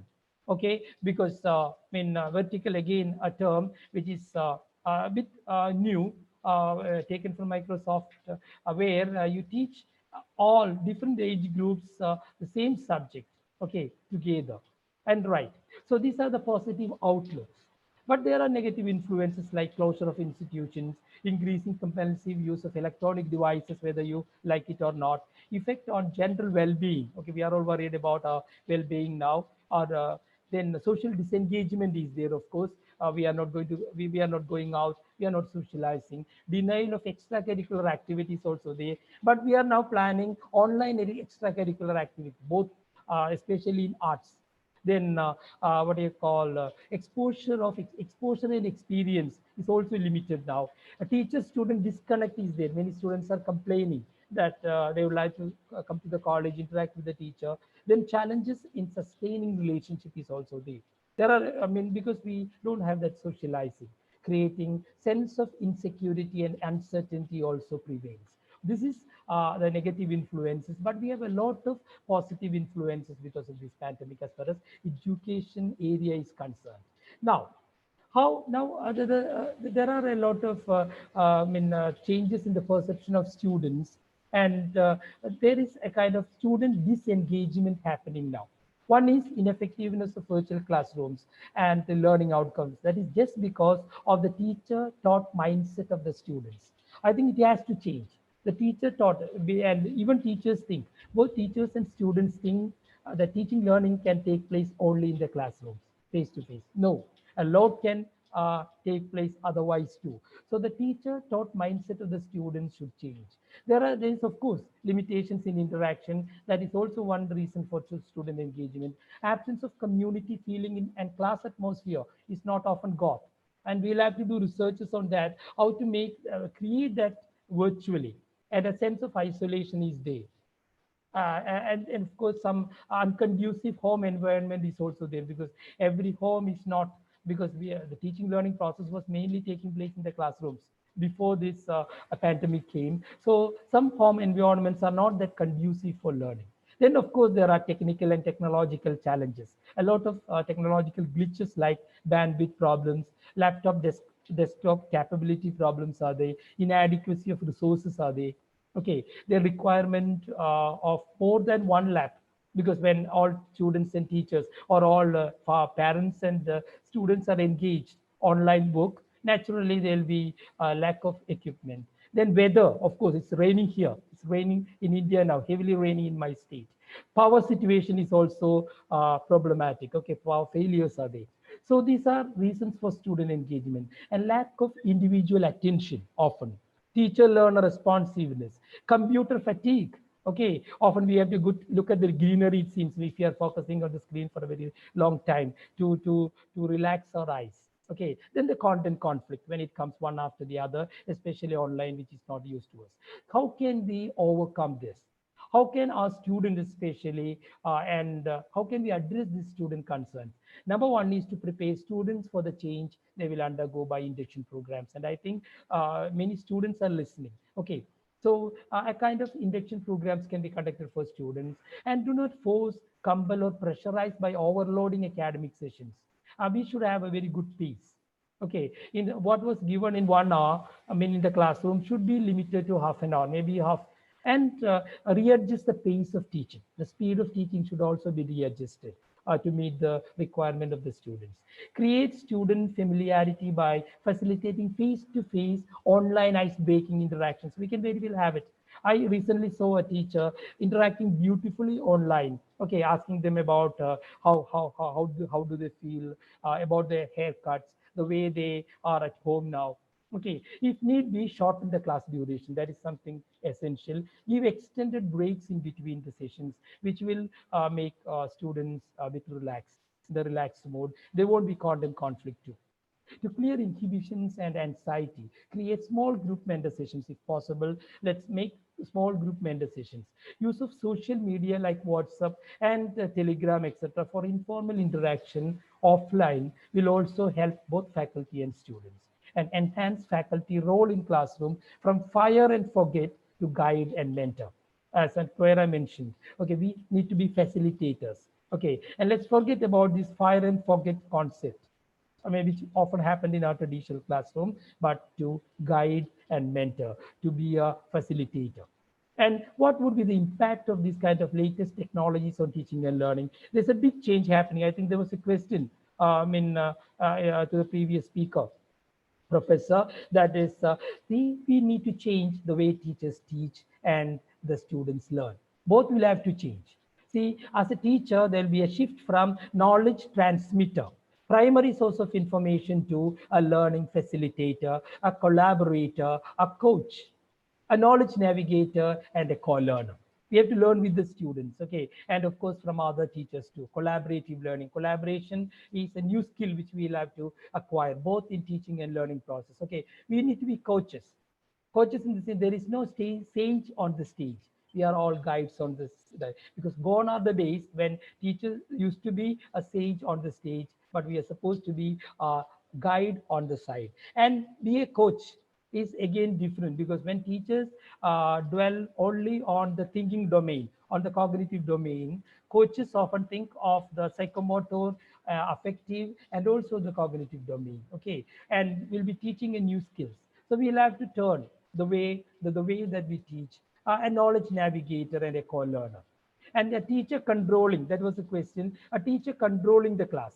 Instead of teacher-centered classrooms, let us have student-centered classrooms. So then we'll have to shift a lot of responsibilities to the students. Okay, so teacher controlling the class, moreover, teacher giving students more options and responsibilities for their own, what they call learning. So naturally, students will have to change. They should be self-motivated, self-directed, and also self-regulated students. Okay, and if needs training, students will have to be trained in such a way that they are set for the stage. So this would be something, okay, where learner at the center and teacher as a facilitator, introducing different sources of learning to the student, because our students are digital natives, they are multimedia learners. So naturally, if the teacher can provide or introduce all these different media, okay, for education, naturally students can learn, and teacher become one of the sources of information. But teachers can never be replaced. And why? And let me tell you, teachers who know technology may replace the teachers, but I'm sure all teachers are now getting equipped with technology. And these are the 21st century skills. And I must congratulate the university for taking up conference where these things are, because these are whatever you learn, whether you learn mathematics or English or anything, basically the recruiters, the industry often look for looks for all these different sets of, like, critical thinking, creativity, that is innovation, which is the innovation, communication, and collaboration. How can we enhance these skills in our students? These are the 21st century skills. For these two, to a certain extent, latest technologies can be used. And here, the first speaker was speaking about flipped classrooms. Yes, and there is a lot of what you call meaning put into it. Where flipped classroom, especially in the new normal scenario, especially in the post-COVID scenario, see, what was happening usually in our classrooms was just remembering and understanding. We were not, in fact, giving much time to address the higher cognitive levels, like applying, analyzing, evaluating, and creating. Okay, so because we have been teaching them from moment one, we enter the class, to the moment last moment. Okay, so naturally we were just exchanging data, giving them information, and the later maybe that will help the remembering and understanding part of it. But the higher cognitive, like applying, analyzing, evaluating, and creating, were not, innovation were not often taken care of. But see here, in the flipped classrooms, often what happened in the classroom will happen outside the classroom, online or offline. Remembering and understand the content delivery, the classes will take happen there, and the applying, analyzing, and evaluating would happen in the classroom, because of social distancing. Sir, 10 minutes more. Thank you. Okay, thank you. So here, creating, evaluating, analyzing, and applying would take place in the classroom, whereas out of the classroom, we have remembering and understanding.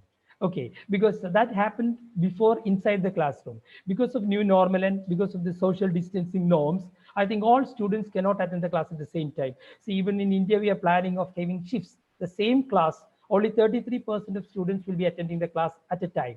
So they'll have to come in 3 shifts, and the teachers cannot repeat all the 3 classes. So it's better go online or offline and teach them. And in the classroom, let's take more time in applying the concepts, analyzing it, evaluating, and creating it, and applying it in new forms. That is, of course, the innovation. So this is a big change that we are going to happen. And for teachers, and this is also equally valid for students, that we need to improve our technological knowledge. Okay, the content knowledge and the pedagogical, that is often said to be set as TPAC model. Okay, where I'm sure that the content knowledge, we teachers have been learning for years to come before we become a teacher. So naturally, the content knowledge is quite strong. But we should also think about the pedagogical knowledge and also the technological knowledge. And when these three domains intersect very happily here, the teacher would have technological, pedagogical, content knowledge. And I think this is equally applicable to students too. They should also improve though they are digital natives, they are multimedia learners, they need to focus on the technologies which they should, because they have been using these technologies for gaming, for gamification, and for what you call chatting, and for entertainment. Now, slowly they should use these technologies for bettering their learning process too. Okay, so this is a concept where the teachers also should be a bit reflective and think of their what you call pedagogical content knowledge, pedagogical knowledge, and technological knowledge. And if they are weak in any of these areas, they'll have to improve it. With this, of course, these webinars will help them a lot. Now, but it doesn't mean that, see, you have attending a lot of webinars, and it's very interesting to note that by the time you return home, you'll have a new skill sets for 21st century. You would have already built a new paradigm, then creative publishing, information management, thinking pedagogy, learning environments, etc. I mean, but let me tell you, at the same time, see, it doesn't matter how many resources we have. If we don't know how to use them, it will never be enough. We'll be hunting after tools, and we'll be going after a lot of what you call, applications. But let's have a few applications which would help us to reach our students as teachers, and for students to better their learning. Okay, so it is not number of the resources that we have, it is how to use them which is more important. Okay, and let me tell you, using these latest technologies is a mindset. It's not a skill set. Okay, skills can be acquired, but mindset will have to change. Using all these different technologies successfully in our classroom is a mindset. Okay, not a skill set. So it is often said that it is not the hardware or the software, but it is a humanware that matters. That is individual teachers, capacity or ability to have the pedagogical, or to design the pedagogical possibilities of different tools, and also how to deliver the content, how to reach the students. Okay, so it's a mindset that is more important. And just before I wind up, who have you become during COVID-19? This is a self-reflection. And let's reflect to which category we belong. See, 50% they say are afraid of this disease. Yes, and you might have seen in European countries, they are grabbing toilet paper and they are complaining because we have to sit on our own ass for a very long time. And often we grumble and complain, is this not over yet? Okay, is this over yet? Or sleep until 12 to 14 hours a day because they say we have nothing to do. That is the 50% who are afraid. But see the learning. Another group is the learning group. They use the time to learn new things, attend a lot of webinars like this, or they think of what do you call, learning new things, okay, in their own area of specification and interest. Find ways to stay productive. Give up what we can control. Okay, give up. Then take action with your own extra time. You have extra time now. So live in the present and not in the future. Don't worry about the future. It is often said that future is a mystery, and past is a history. So try to live in the present. Work hard. That is 40% are working hard. But see the 10% who are in the growth phase. 10%. Okay, plant the seed for something amazing. Identify this time as potentially useful, and life altering, and change accordingly. Use the time to build something that will have value for the rest of your life. Become mentally tough, become great at time management, develop major skill set these days. Change your life and work smart. See, if 40 are working hard, but 10 are working smart. So Sir? you have to work smart. That's the end. Okay, so one need to work smart, rather than work hard. Hard work and working smart will surely help. And thank you very much. So I wish all the students smart learning and teachers smart teaching. Thank you. Thank you Yes. very much.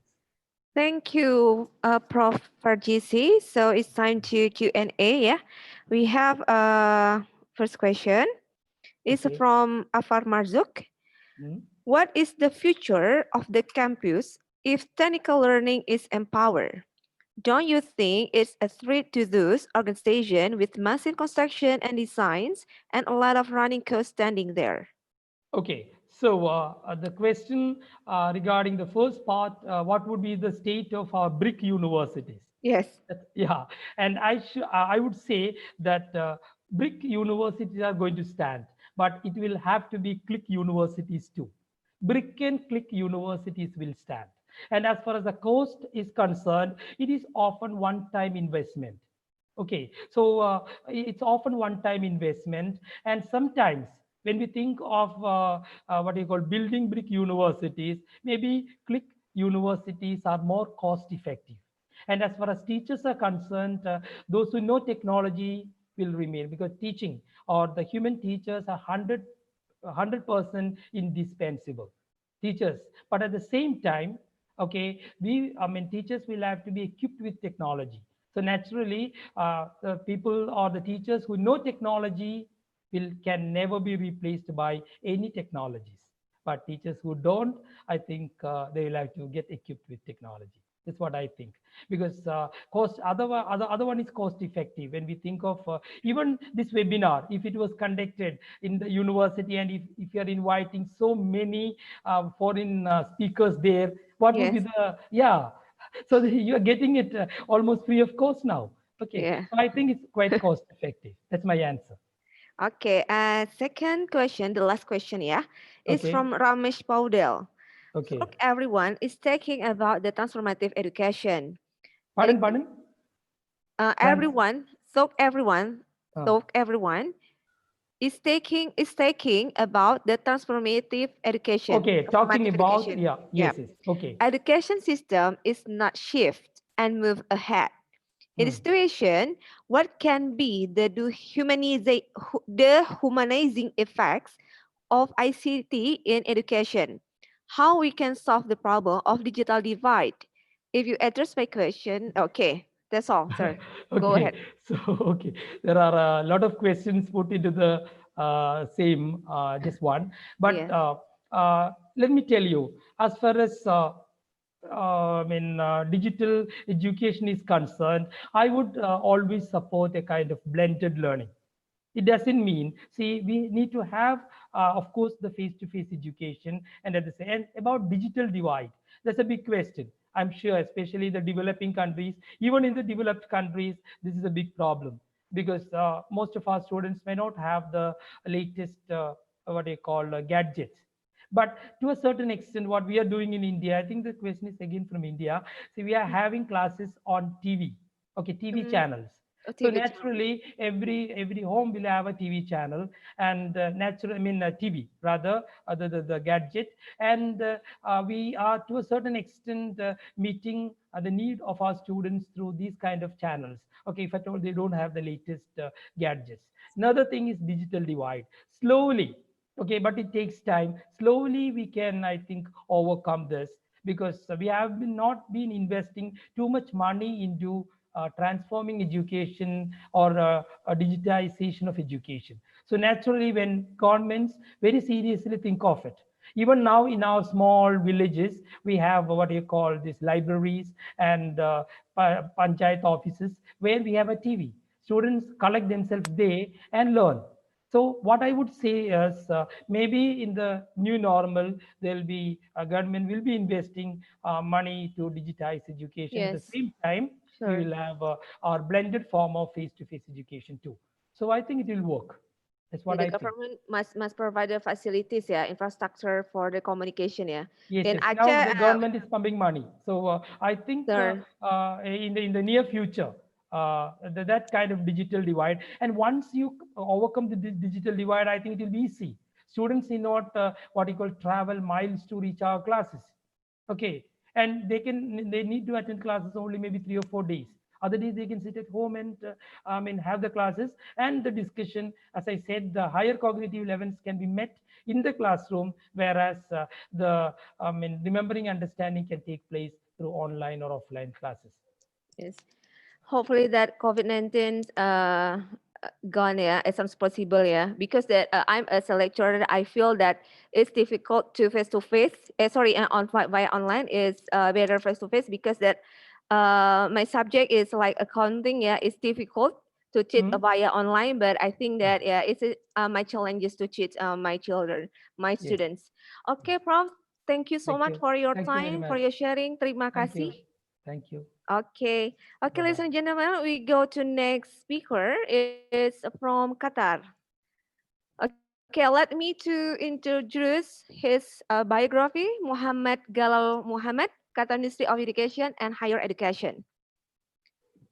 Okay, please, to biography, host. Okay, EFL teacher and Qatar Minister of Education and Higher Education, TVL Higher Studies researcher, MIE expert and master trainer and Minecraft global mentor, Microsoft Service Adoption Specialist, Global Teacher Award winner 2019 by AKS, Teacher of the Year in Qatar 2019 by AKS, Ambassador of Wakilat Speakers and Code Week, National Coordinator at Robotic European Robotic, Global Speaker in Digital K-12 Online Summit at EdTech for Future. Speaker at Microsoft and X Qatar Conference, and the last one, A2 Microsoft Education Exchange 2020 Astra winner. Okay, hello, Mr. Mohammed Galel. Can you hear me? Assalamu alaikum. Do you hear me well or watching the PPT? Is it Yes, clear? yes, Yes, yes. yes, Very yes, it's clear. clear. Yes, Uh, clear.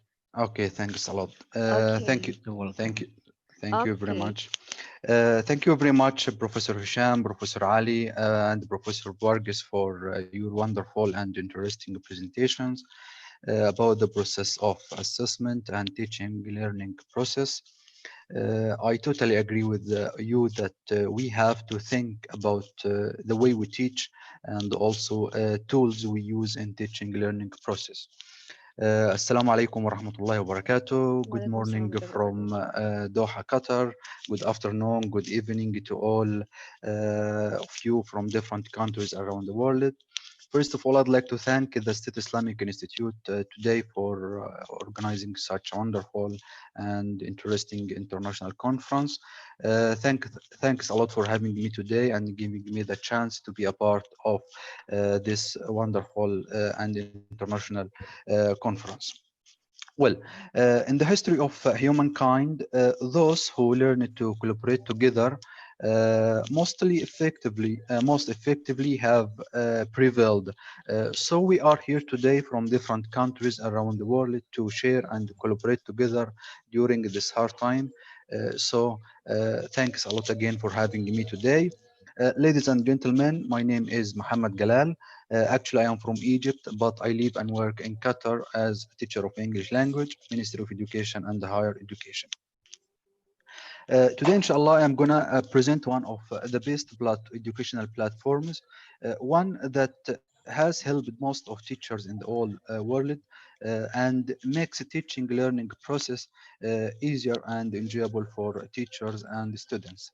This one is Microsoft Educator Center. But before I start, I want to share this statement with you, which says that technology will never replace great teachers, but technology, let me say, in the hands of great teachers is a big transformation.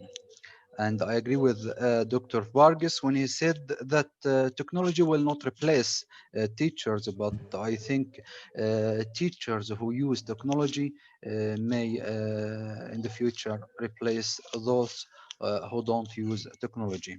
But can you imagine what great teachers can do while teaching through using technology? I think this is going to be a very incredible thing. In fact, I believe that during this hard time, a lot of things have been changed in us.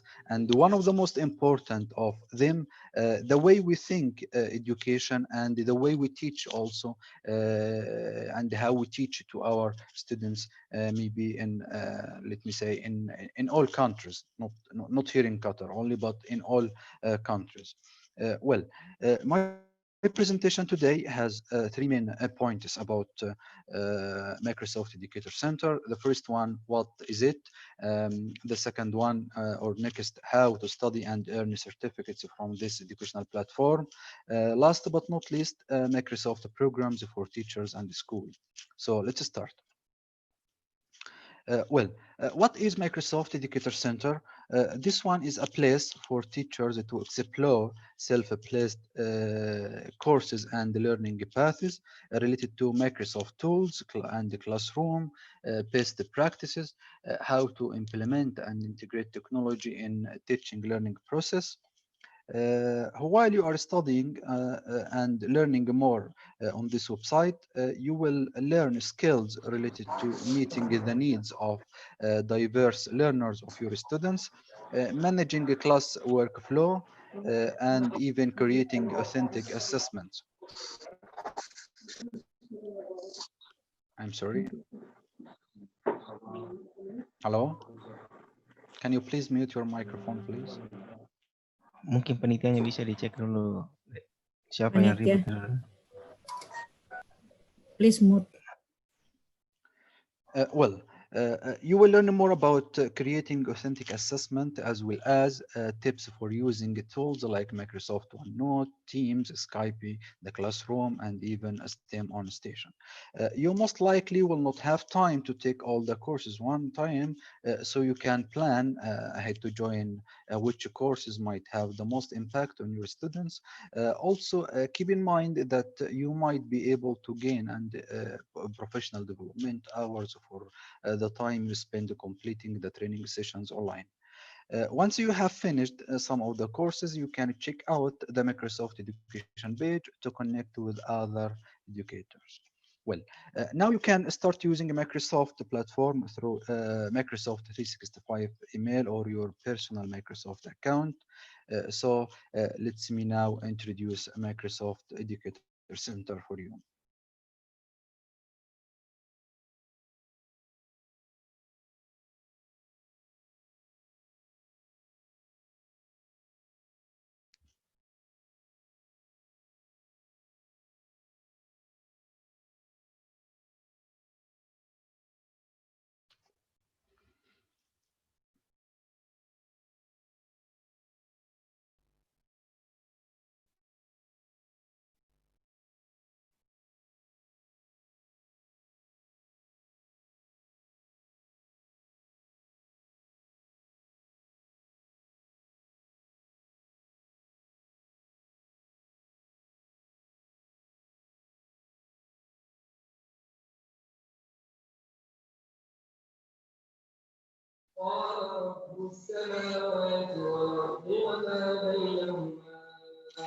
Well, in fact, all of us know that Microsoft and Google have a very important role during this hard time. And of course, one of the roles that supports us in during remote learning. Once you sign and join the website, you will find the new look which has been changed by the beginning of this year. It's very easy, simple, and informative. The website is divided into courses and learning paths. Each one of them consists of several courses. Actually, we have different learning paths here, like 21st century skills, design, the student teacher education program, creativity in the classroom, STEM level 1, 2, and 3. And we have also student-centered learning and so on of different courses. Now, how to study or how to start your journey with Microsoft Educator Center. As I have just mentioned, it's a free platform that you have a lot of learning paths that will improve your skills in dealing with technology and using it in teaching learning process. Once you joined, you can choose any one of them as you like and start learning. So let me choose any one of them. For example, the first one, first 21st century skills. As you see now here, the learning path is you will find information and details about each one of them. And here we have that this one is designed for teachers as a collection of 8 courses with 4 to 6 lessons in each one of them to provide teachers with clear and practical ways to develop 21st century skills using technology or digital technologies from Microsoft with their students and so on. You can find all details on of the learning path or any course, and by through learning you will find the courses. So start studying one by one, and by the end of each one you will have to pass let me say exam or quiz to be able to get your certificate from Microsoft. Here we have another important thing with this platform, and as you see here, you can find that the learning path is divided to different courses. Here we have another important thing in this platform, that you can print a PDF file with all your training sessions and courses as transcript, so that you can use it as you want, to present to it any organization as an evidence of your professional development. And here actually we have this transcript that you can use it as you want. Well,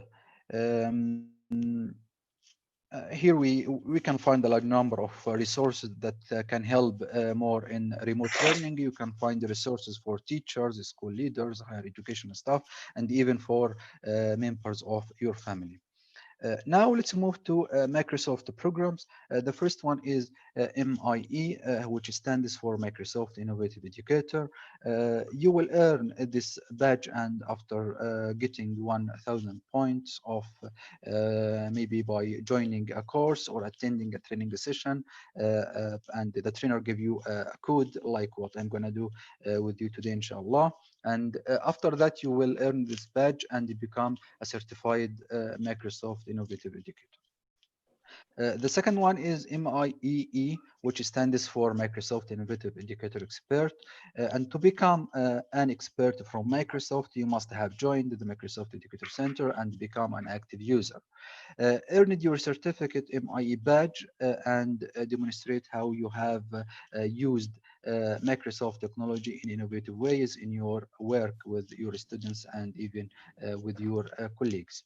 And by the way, the announcement of Global MI Expertise happens once every year by the end of this month, inshallah. To join this program, you have to create a 2-minute video or a sway that you have to answer some main points, like why do you consider yourself to be a Microsoft MI expert? And also you have to describe how you have used Microsoft technology in innovative ways in your classroom. Showing you your innovations and how have you a strong 21st century teaching learning environment in your classroom and in your country. Last but not least, you have also to mention how have you impacted the learning and the growth of your students and colleagues using technology. The next one is MIE Trainer. This one, once you finish Microsoft MIE Trainer Academy learning path and presented training sessions to, let me say, at least 100 teachers or attendees, you will get this badge and become a certified Microsoft trainer. Sir, 10 minutes more, sorry. What? 10 minutes more. 10 minutes? 10 minutes more. Okay. Yeah. Okay, go Okay, ahead, sir. okay, I'm sorry. And here we have different badges like Master Trainer, Microsoft School, and the Showcase School. Actually, the last one are Showcase schools are special schools who have considered the role of technology as they explore new ways to redesign learning spaces, restructure the curriculum, and use 21st century leading and learning looks like across diversity context. Why digital transformation?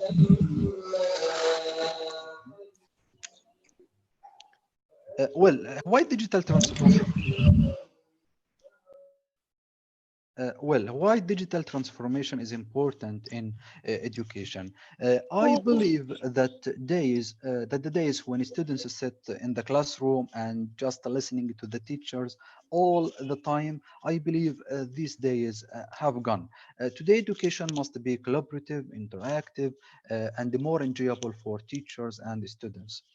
Teachers are making big changes in to the way they approach instruction with technology in the classroom playing a major role.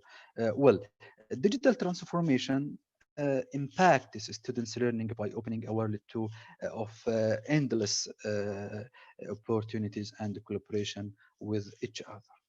Nowadays, I think it's not important where you are to start learning because COVID-19 showed us that you can learn from any place at any time you want, and I do believe that all the world is going to change their point of view on online certificates and degrees. And here in this slide, as you see now, we here in Qatar, even Qatar is a very small country in size, but here we have achieved many remarkable things in education. Actually, here in Qatar, Minister of Education and Higher Education has achieved many remarkable things during remote learning time. I mean, during the hard time that most of countries were confused about what to do and how to deal with the problem itself. And by the way, Qatar in the fourth position of quality education among all the countries around the world. Qatar Ministry of Education launched a new online learning platform called Mazid. This platform offers digital and interactive resources prepared by qualified team of teachers, early education, and mentors here in Qatar. Students can find any resources on this platform, including interactive books, text books in PDF, videos, and digital learning materials that enrich the students' education by providing explanation in an interesting and interactive way without the constant need to connect to the internet all the time.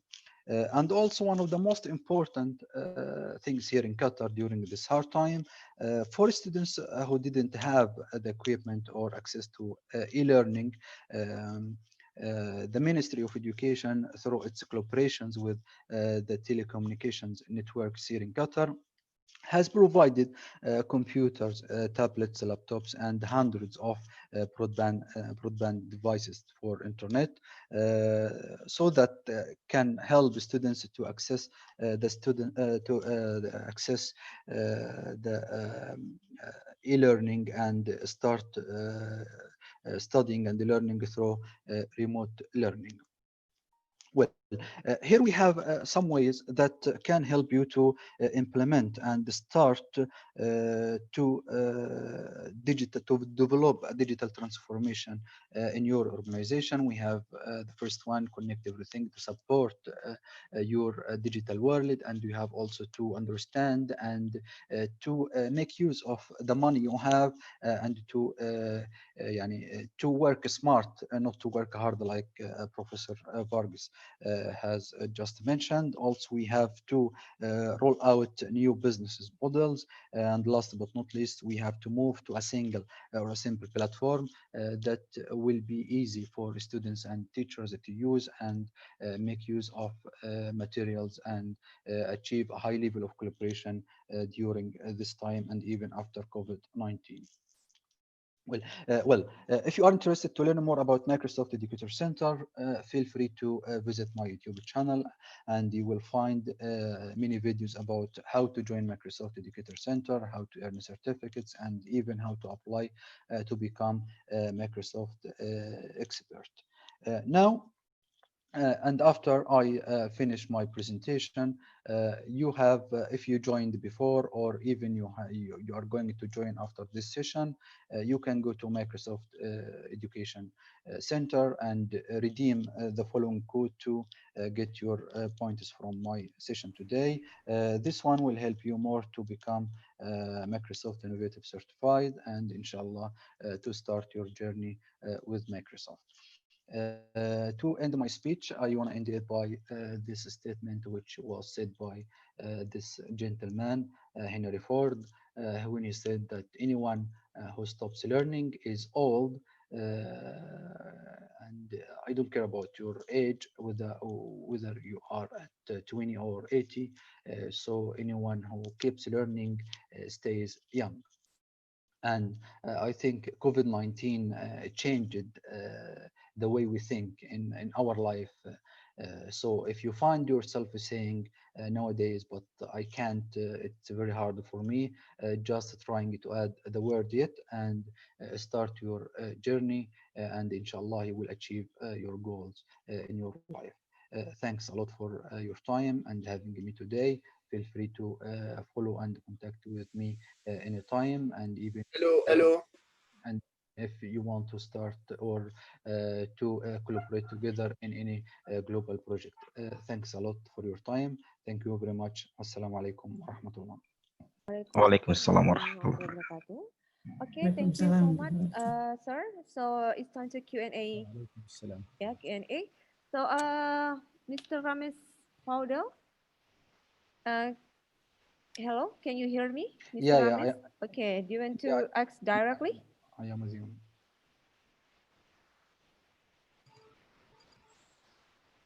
Okay, so Mr. Ramesh, do you have question? Because the committed to, I have a chat if the Mr. Ramesh Powder to ask directly. Hello, good afternoon. This is me, Ramesh Paudel from Nepal. Okay. I have a questions regarding this one. People, everyone, they talk about different forms of, improving. Is it audible? Hello, Mr. Galau, can you hear us? Audible. Yeah, I am with you. Is it what? Oh yeah, okay, please. Okay, then what are the difficulties and challenges people right now facing after the COVID-19 in learning process in your region, basically? If you clarify some of the problems, that could help me in my research study as well. As a researcher, I'm asking these questions for you. Yeah, thank you very much. This is good question. In fact, here in Qatar and all the world, we were surprised by COVID-19. But actually, if the country or Ministry of Education in any country is ready or use technology before, I think this will not be a big problem for them to face and to deal with such a pandemic. Here in Qatar, alhamdulillah, for a long time, and as I mentioned before, we are in the fourth position of in quality of education.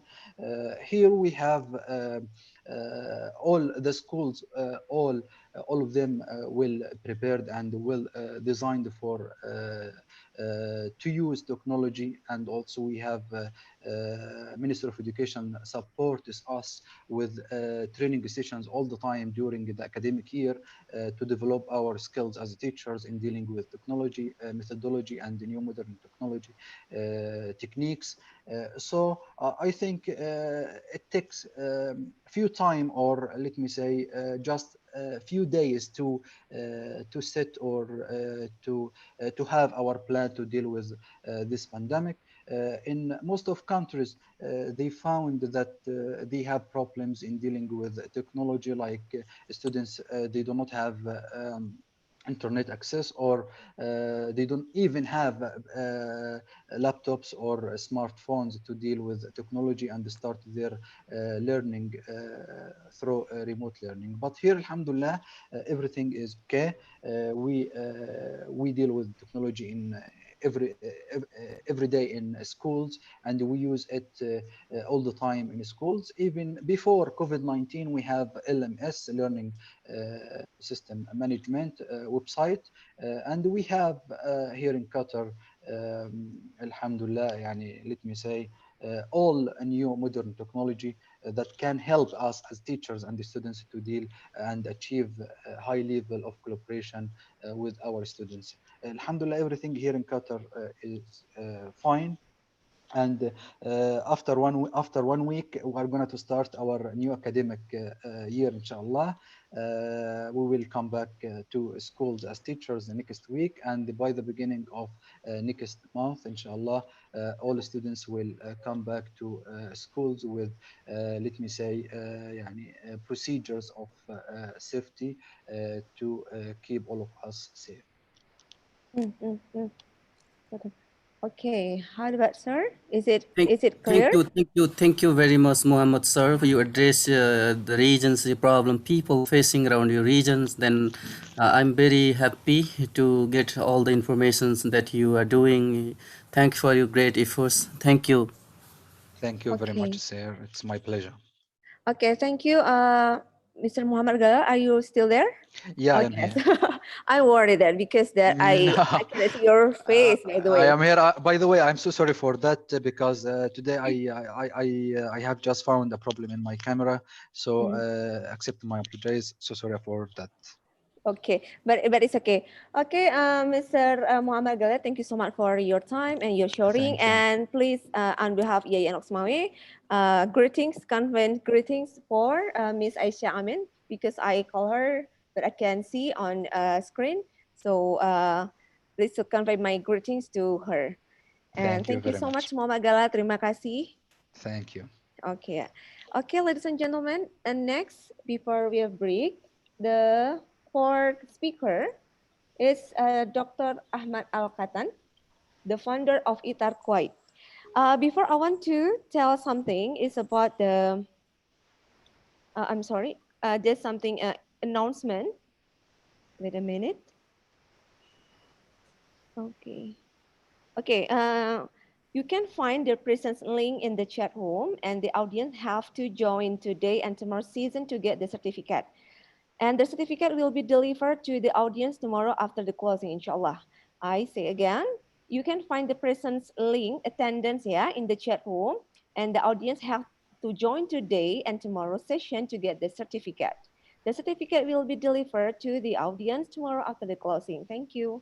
Okay, next we will read the biography of Dr. Ahmad Al-Katan, the founder of ITAR Group Kuwait. He has published 9 referred papers in academic journals, 1 chapter and 1 book. He organized member of committees, discussion and presenter in more than 25 international conferences. His principal research area concerned with corporate governance, diversity earning management, firm performance. He has awarded several times, such as the prestigious 2019 Best Paper Award of the Honor Issued Financial Economics Meeting, Post-Crisis Challenge Conference, and the prestigious 2019 Best Poster Award of the 5th Research and Innovation Conference. He is a co-editor-in-chief in 8 journals. Okay, Mr. Ahmad Al-Katan, are you there? Yes, I am. Okay, go ahead, sir, please. It's your time. Hello, everyone. Yes. Can you hear me? Yes, clearly. Yes.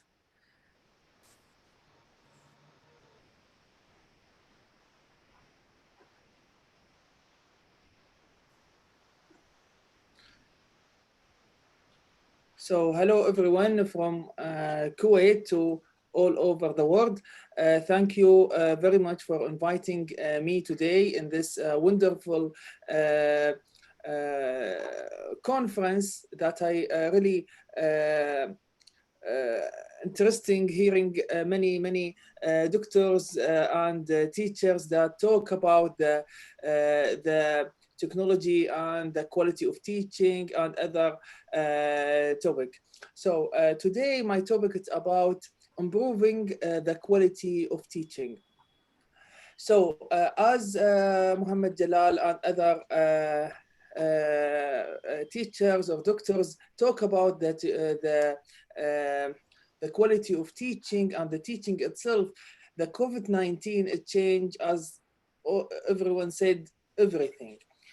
So, but how we can improve the teaching better and better.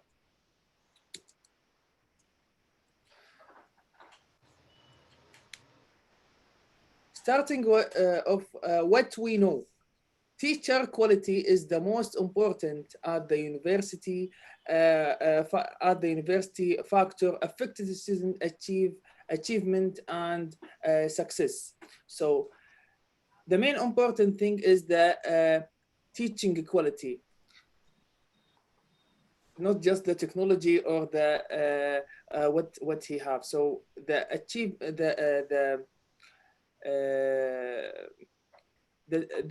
teacher matter, as they said, teacher matter more to student achieve than any other aspect of the school or university.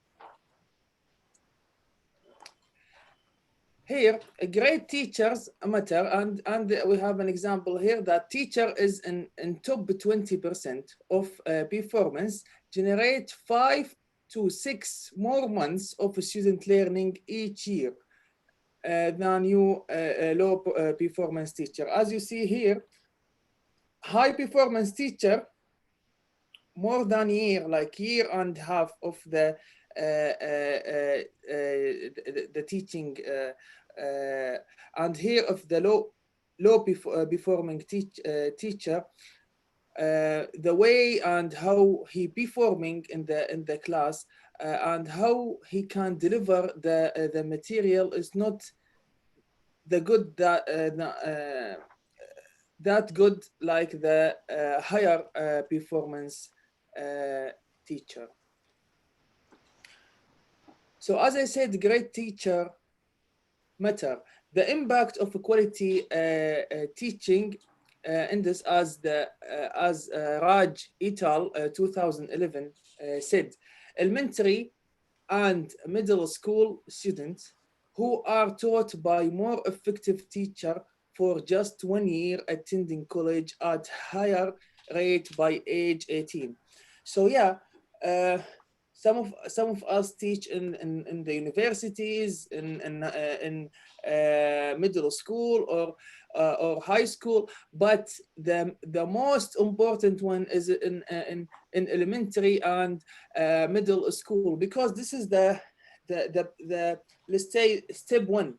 So if here the student learn a good skills and the good knowledge here, they will become a better student.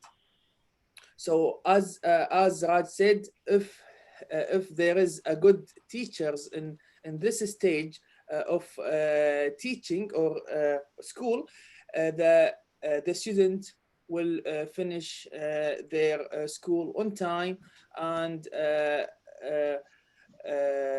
become as a university student at age 18.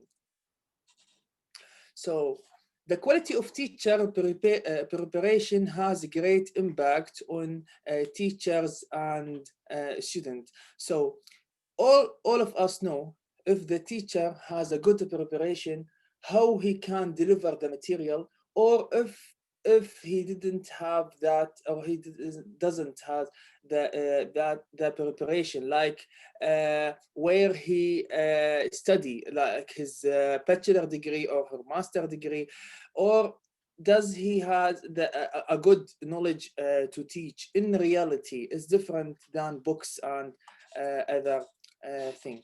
So here, as an example, teacher preparation matter.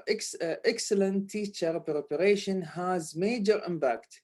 In one study, the impact of top bottom teacher preparation program exceeded the impact of poverty or learning disabilities on student learning. So here, for example, if the teacher or the doctor have the preparation, the quality and how the impact that had to the student is see until here, like it more than the teacher that he didn't have the impact. Sorry, he didn't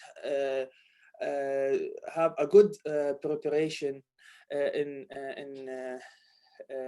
to become a teacher. And the same thing in this. So this is a subject and other subject, and we can see the difference how the teacher preparation matter to let the student understand more and pass the class.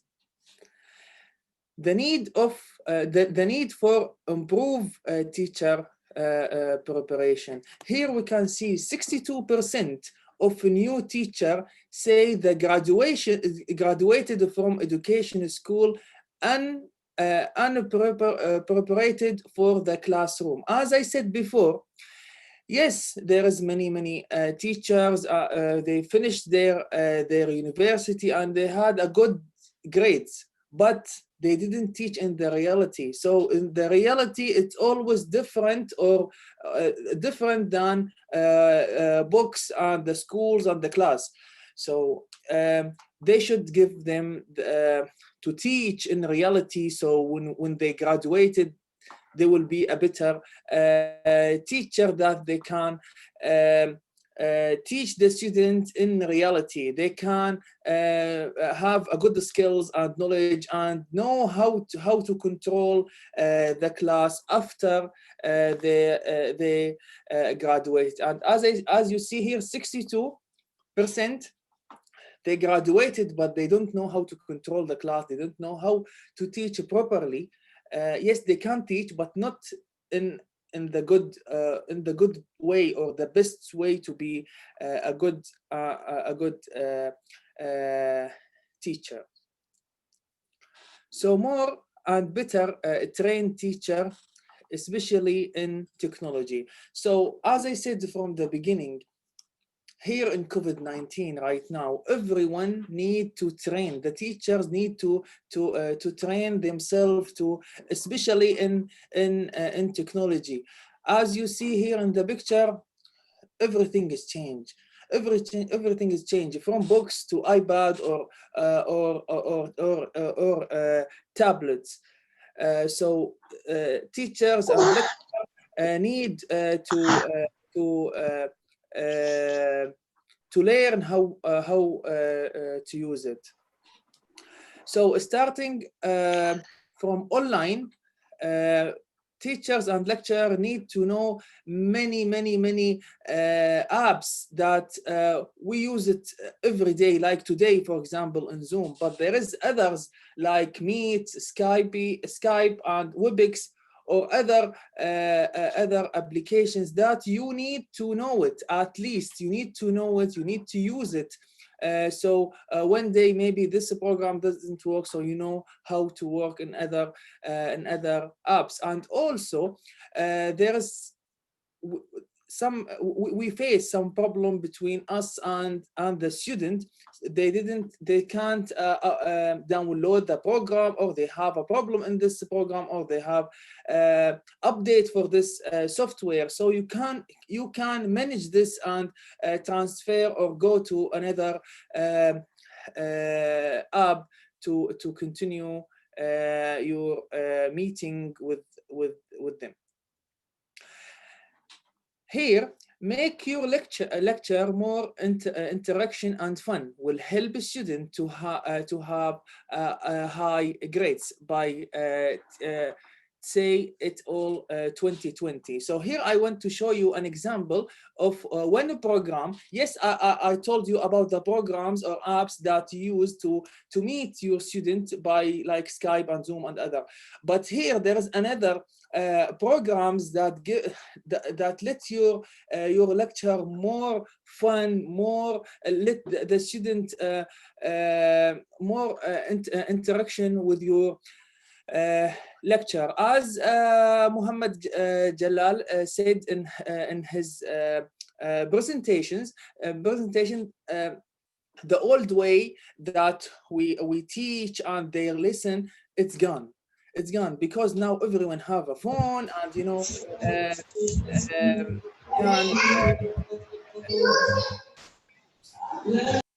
excuse me, the voice. Yeah. So change this the old school to the new school. It will change and let the student focus, not just the old way, which is the boring way. So they can't focus in the lecture. See, this is an example. Hi, we're Kahoot. Sir, We're sorry, on 10 minutes. Learning Awesome. Our game-based learning platform is used by millions of people all over the world. Teachers, students, company employees, and lifelong learners. Kahoot makes it easy to create fun learning games or trivia quizzes in minutes, anytime, anywhere. We call them Kahoots. It works for any subject, in any language, on any device. You can also discover and play existing games. There are millions of Kahoots in our library. Kahoot can be played in a live setting with questions on a big screen, or on your mobile device where you see questions and answers on one screen. As well as in schools, Kahoot is played in companies, at events, and even parties to make learning awesome. Sign up today at kahoot.com. Let's play. Yes, one of the best apps is Kahoot, that you can put a question or your questions in this app and put it in the big screen. All the students can join and answer the question and have the competitive between them to answer the question. Yes, it's fun. Yes, it's make your lecturer more useful and interaction. And trust me, the way that you will teach without Kahoot. Sir, sorry, sir, interrupt. 8 minutes more. Thank you. Sure. Okay. After using Kahoot, the knowledge or the information will stuck in the student. Hi. Also, there is another example like forms in Google, Plickers, Go, Soapbox, Quizlazy, and Socrative. And also there is many other apps that it will be useful to use in the class to have a better interaction between you and the student. Also, VR, it's the new technology. It's a new technology, guys, to make your life or the lecture more interactive and make it in a new way. So also there is many kind of this device that you can buy it in many prices. So there is a cheap one, there is an expensive one, so you can use it in easily. And I encourage you to try it, because it will really change the way that you will teach and how you deliver your material. State reporting and accountability for teaching preparation program are weak. Yes. So there is, you know, in the end of our course, there is a report that our manager or the head of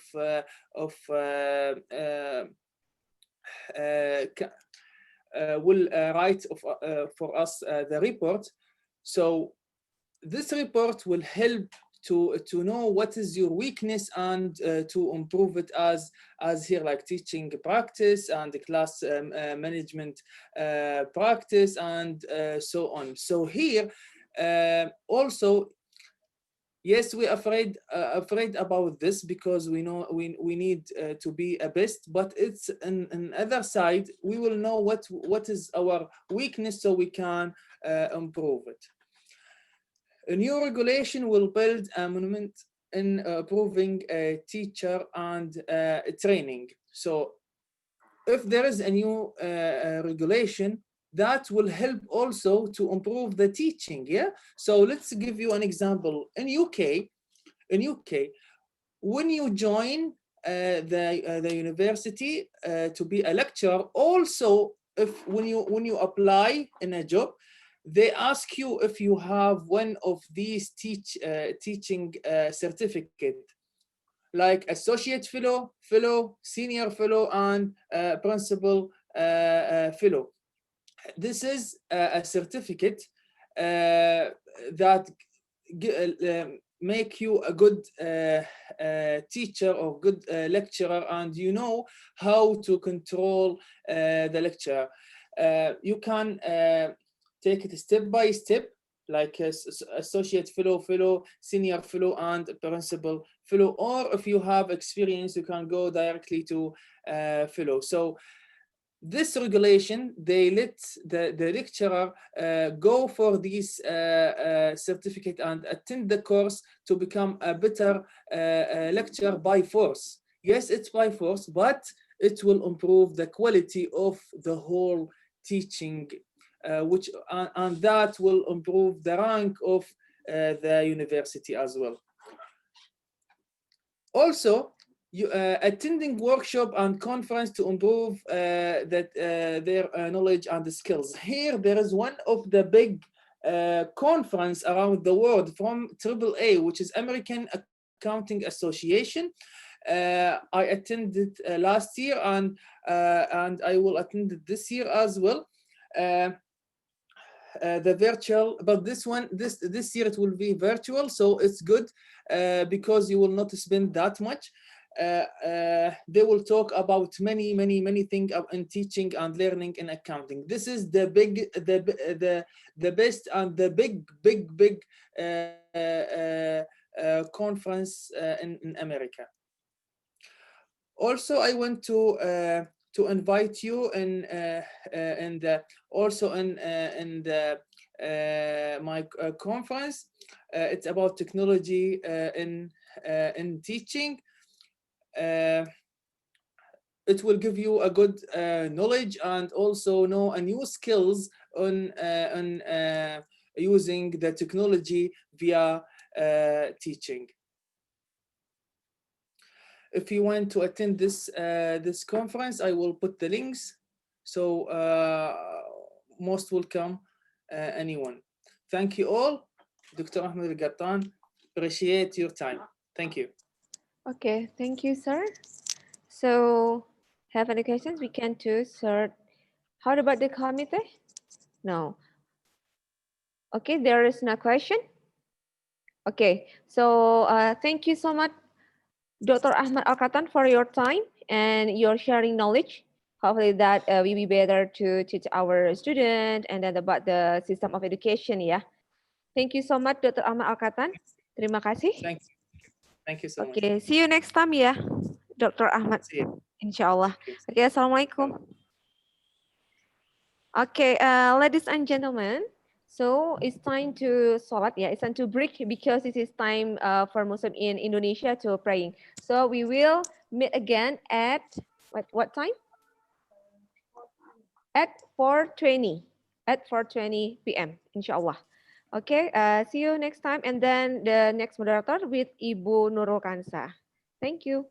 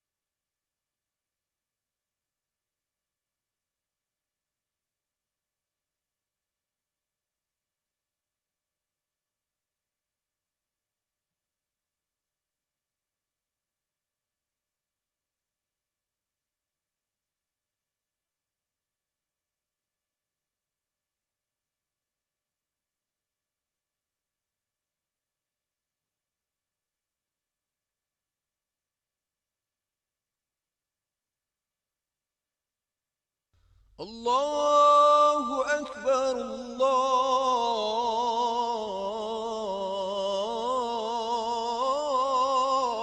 أكبر. Inilah tanah syar'i di sudut negeri yang sejak 1000 tahun lalu menjadi nafas kami.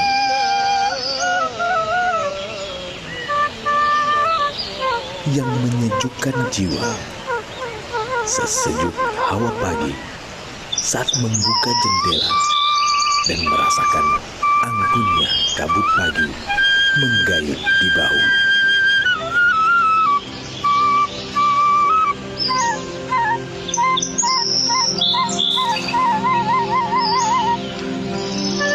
Ini adalah kisah tentang sebuah negeri dengan selaksa ragam hayati yang indah tiada tara, seindah tiupan suling cekul dari tanah tinggi Gayo atau laras flamboyan gerak sedati seni Aceh pesisir. Kekayaan seni negeri ini, sempatkanlah sejenak mendengarkanku sebuah negeri pesisir, negeri 1000 pantai indah dengan sejuta nyiur berhias cemara. Dari satu destinasi lalu berpaling haluan, engkau akan tetap berkesimpulan negeri ini benar-benar surga tersembunyi.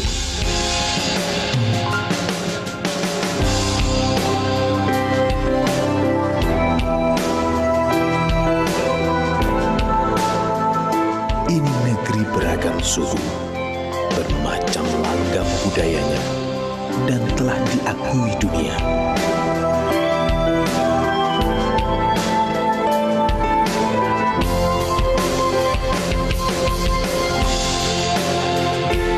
Jangan sekedar melancong kemari, karena negeri ini menawarkan beragam pikat yang tak habis disinggahi sehari. Engkau bisa berseru-seru berarung jeram bersama teman, atau melenggang bersama pemerang melengkapi harimu pagi ini.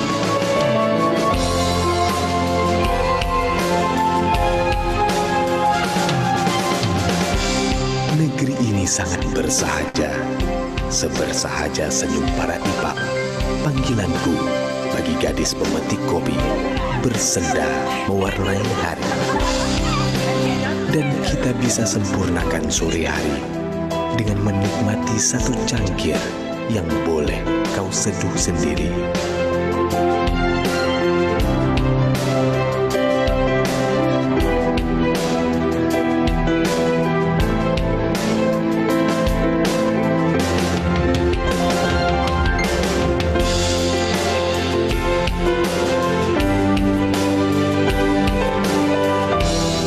Saat engkau tiba di sini, kami akan menyambutmu dengan pasir putih pantai yang akan mengganti karpet merah untuk menjejak langkahmu.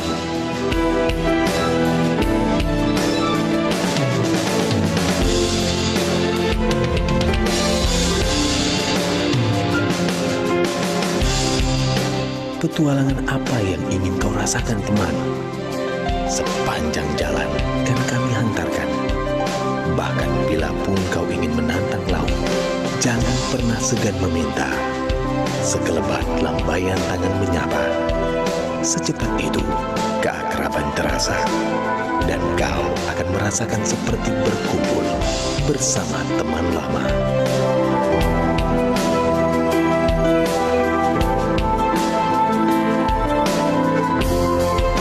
Ini negeri di mana indatu kami mengajarkan untuk bersikap rumeh. Sebuah kosakata baru yang mungkin baru kau dengar, yang berarti tersenyum ramah dan tulus. Karena memuliakan tamu adalah adat bagi kami.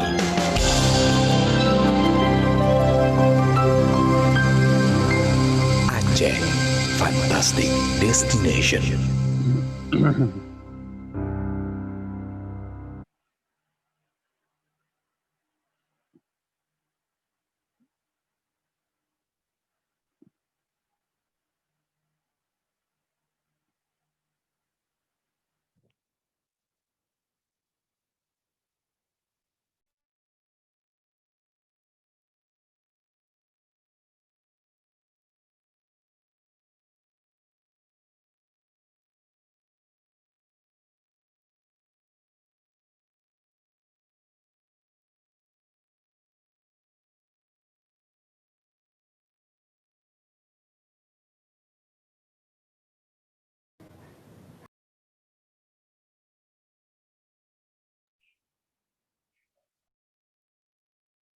Salam alaikum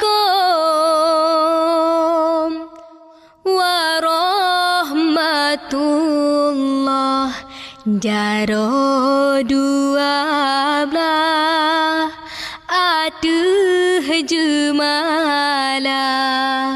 Jaro lon siplo di atuh ule meahlon lake bawa rehlingka. Jaro lon siplo di atuh ubon. Salam alaikum lon tegur sapa.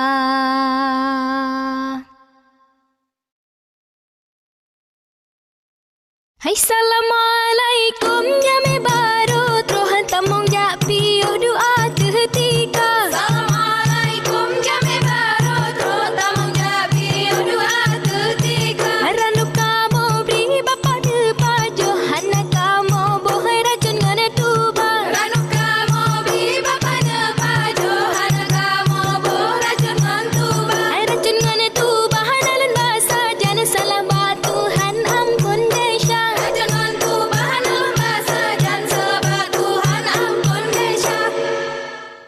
Hai adik nyolahin hai ado salam alaikum Allah lahin hai ado jame barotro lahin hai ado salam alaikum Allah lahin hai ado jame barotro lahin hai ado tamong japi yo Allah lahin hai ado doa titika lahin hai ado tamong japi yo Allah lahin hai ado doa titika.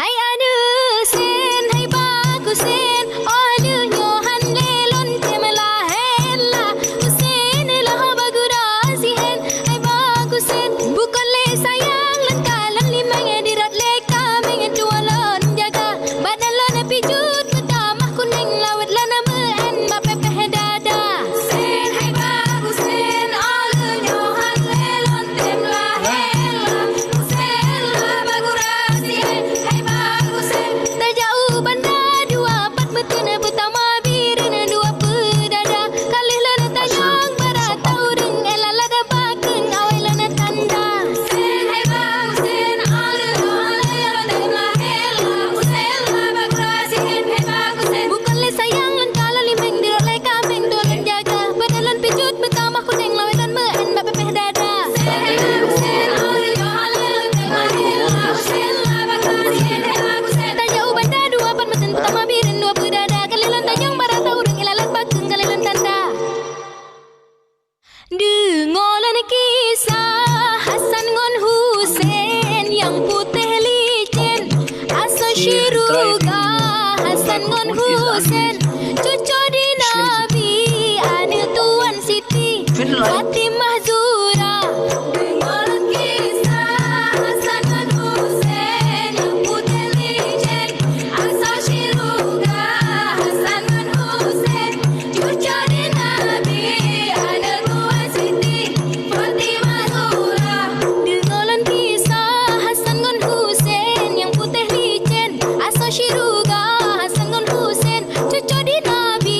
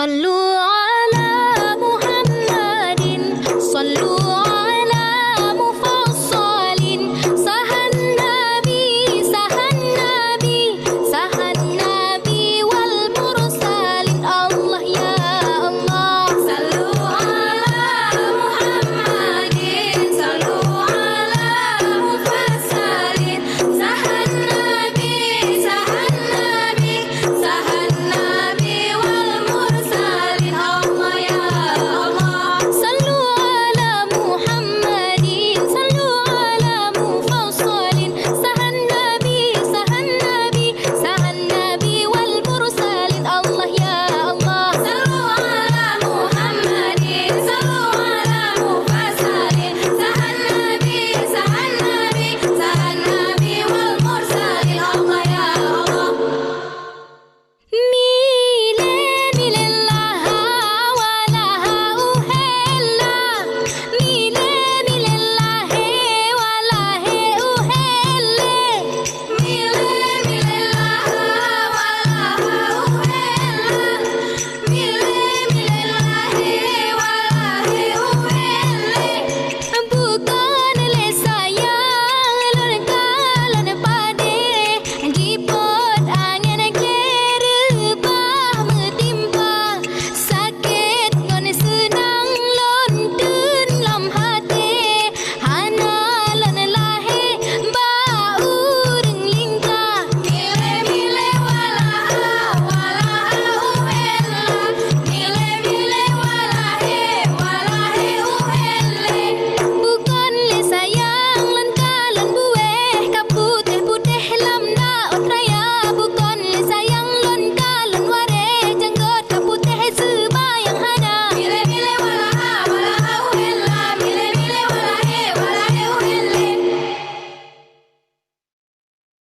hai jut mak jut di kuro-kuro gunung di kene tamong dalam dunia uro di kuro malam di sebe malaikat tege ada dema hai jut mak jut di kuro-kuro gunung di kene tamong dalam dunia uro di kuro malam di sebe malaikat tege ada dema hai jut mak jut di kuro-kuro gunung di kene tamong dalam dunia uro di kuro malam di sebe malaikat tege ada dema hai jut mak jut di kuro-kuro gunung di kene tamong dalam dunia uro di kuro malam di sebe malaikat tege ada dema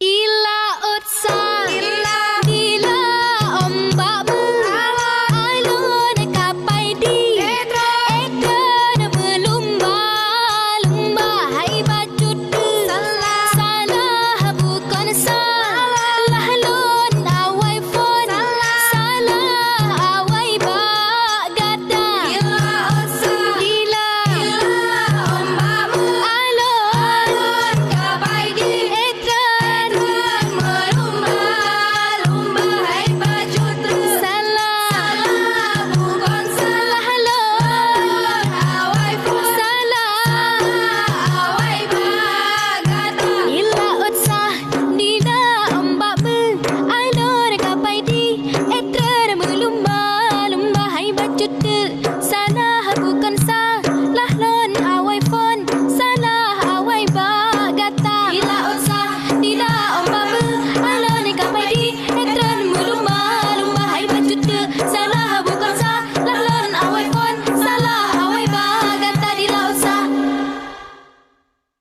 Hai anu nyolahin hai ado lagu kahabe Allah lahin hai ado yang kamu hidang lahin hai ado lagu kahabe Allah lahin hai ado yang kamu hidang lahin hai ado kamu meriwa Allah lahin hai ado ura kajula lahin hai ado kamu meriwa Allah lahin hai ado ura kajula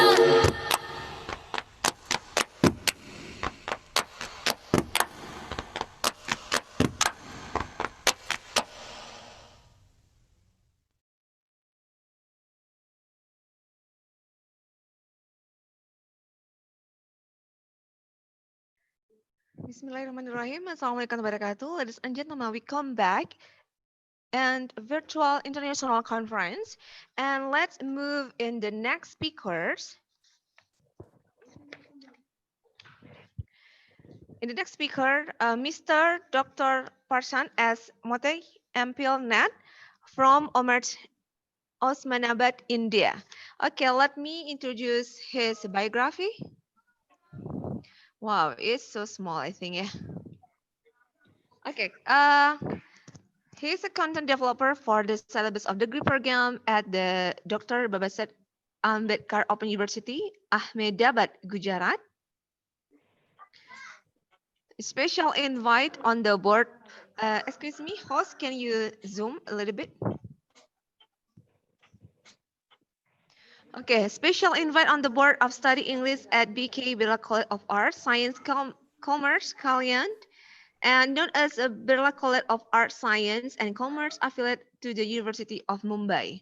Member of BIFA Curriculum Designing Committee approved by UGC under SIM of NSQF at Shri Krishna Mahavidyalaya Kunjate.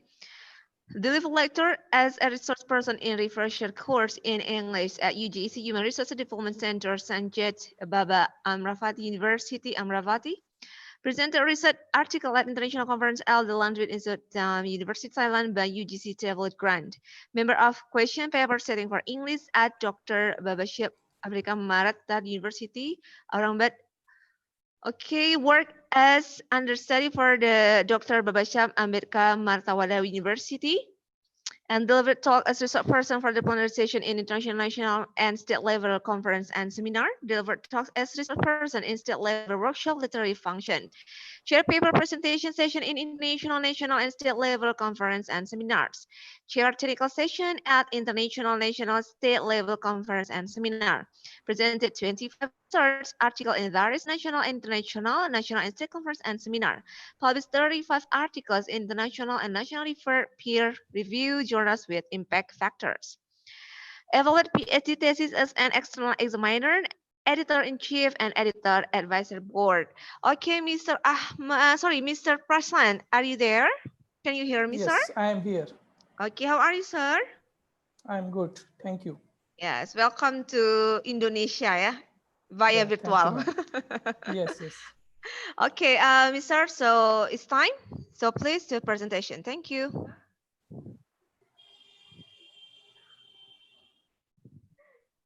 Sorry, is my slide visible?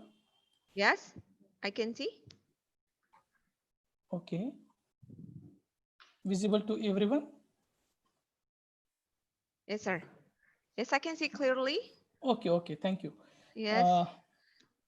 Welcome. At the outset, I need to congratulate the entire team of the university for organizing international online conference on the theme entitled Education Transformation in the Era 4.0, encouraging students to enhance skills in collaboration, communication, critical thinking, and innovation. And also invited eminent academicians across the globe to share their expertise and their views on various aspects of the theme of the conference during, and I think which is the need of an hour in the present COVID-19 situation. So it's my honor to present in front of such a learned audience and respected keynote. If you see, respected keynote speaker like Professor Hasim sir has talked about assessment tools. Professor Ali sir has talked about key trends about teaching and learning process. And then Professor Varghese pointed out its key trends about and talk about, I think, need of an hour to transform during COVID-19 situation. Professor Mohammed has talked about Microsoft Word. Dr. Ahmed talked about improving the quality of teaching. So respected delegates across the globe, today I'm going to talk about enriching digital skills in the era 4.0.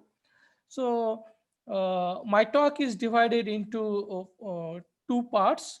First, I will talk about paradigm shifts in teaching learning tools. And what do you mean by digital skills and significance of important of digital skills? And then towards the end of my talk, I will discuss about the one of the best digital tools, that is G Suite for innovative teachers and students. So let me first talk about, oh sorry.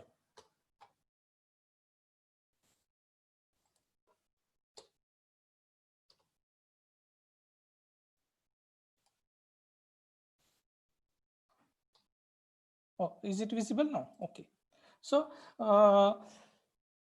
first, I need to talk about this paradigm shifts in educational tools. The passing of knowledge, if you see, from one generation to another has been in existence from the earliest times of human civilization. So no longer is the classroom limited to four walls with a teacher using direct instructions. So today in many schools and colleges and universities across the globe, instead of this blackboard and green board, whiteboard, smart boards, and project screens are used for teaching.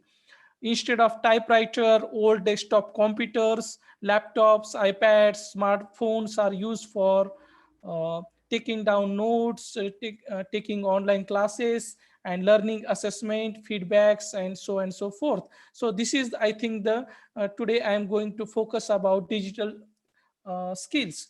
And then floppy drives, CDs, and DVDs are replaced by pen drives and cloud storage.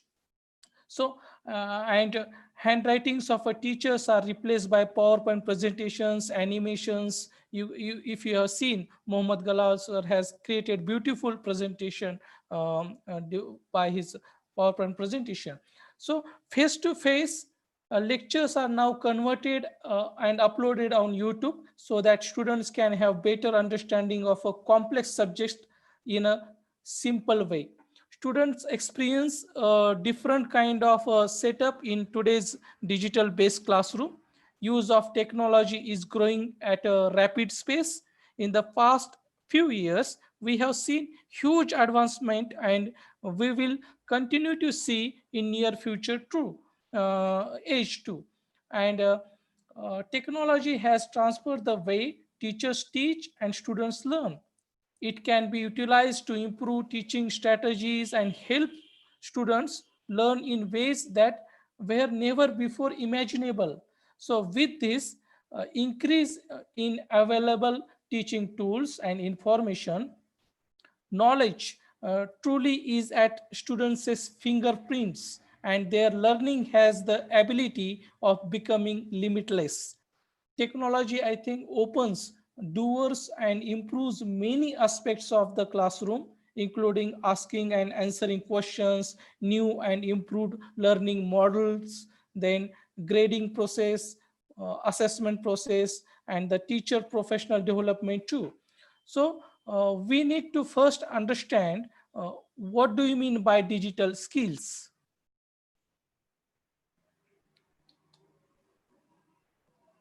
So if you want to see, check what do you mean by digital skill? So the skills development is not a new concept, but it is becoming increasingly important. So capitalizing on personal strengths and life skills are powerful contribution to success.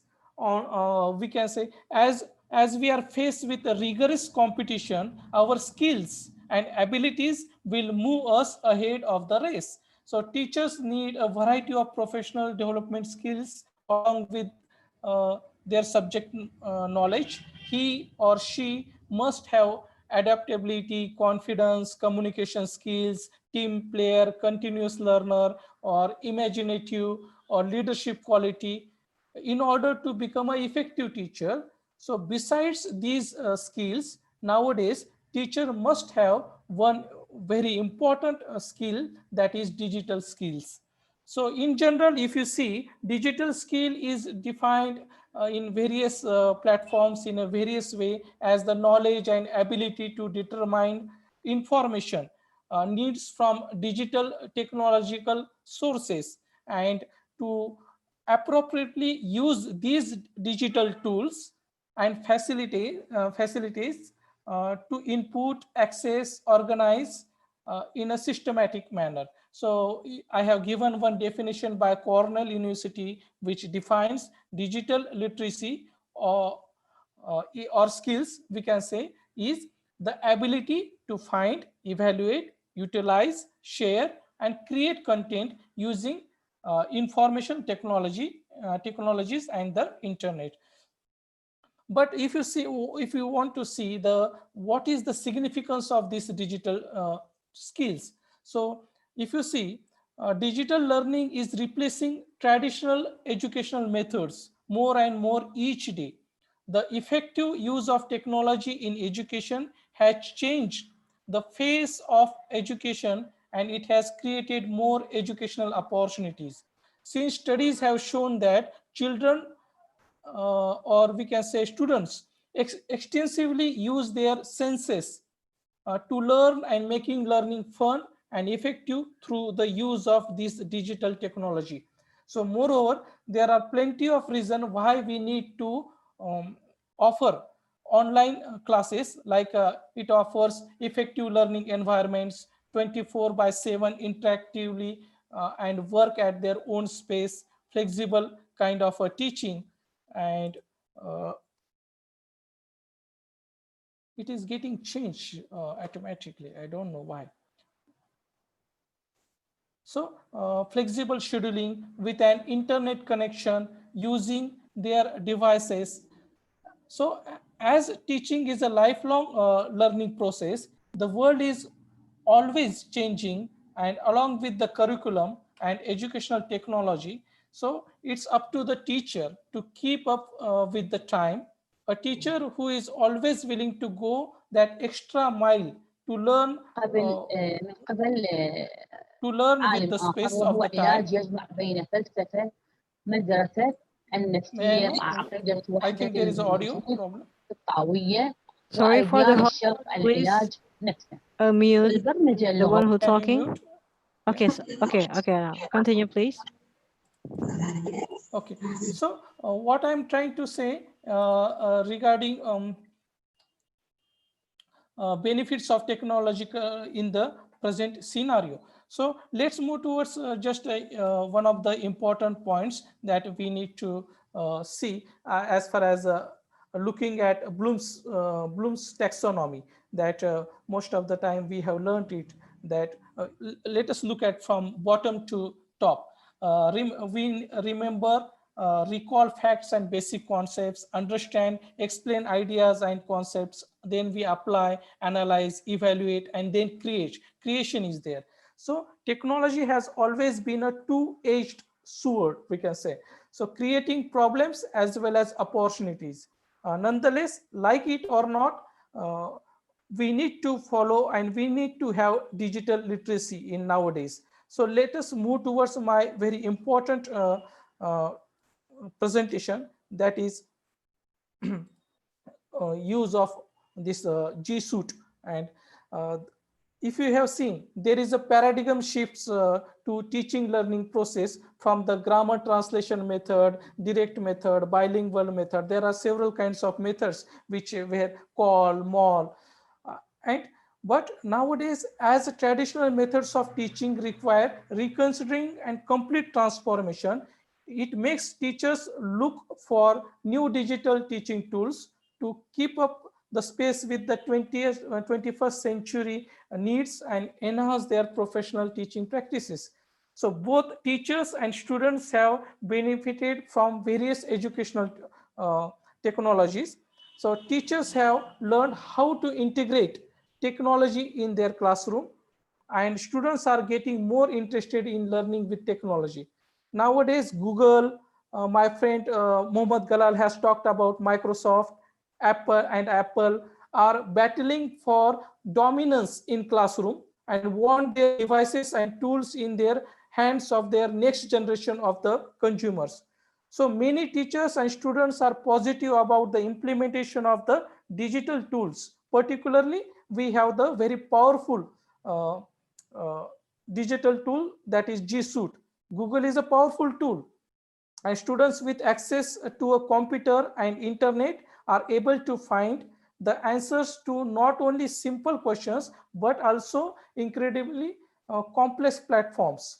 So friends, if you see the G Suites for education, G Suites is Google's suite of intelligent applications are there. This was formerly known as Google Apps till it was rebranded in the late 2016 as G Suite. We primarily recommend G Suite for users that are needing basis of only email hosting purpose. But however, G Suite is much more than just email ID. It also includes a variety of applications and features that each and every teachers across the globe needs to be aware about these digital applications. So if you see the first, let's look at one by one, and if the time permits, I will talk about other applications as well.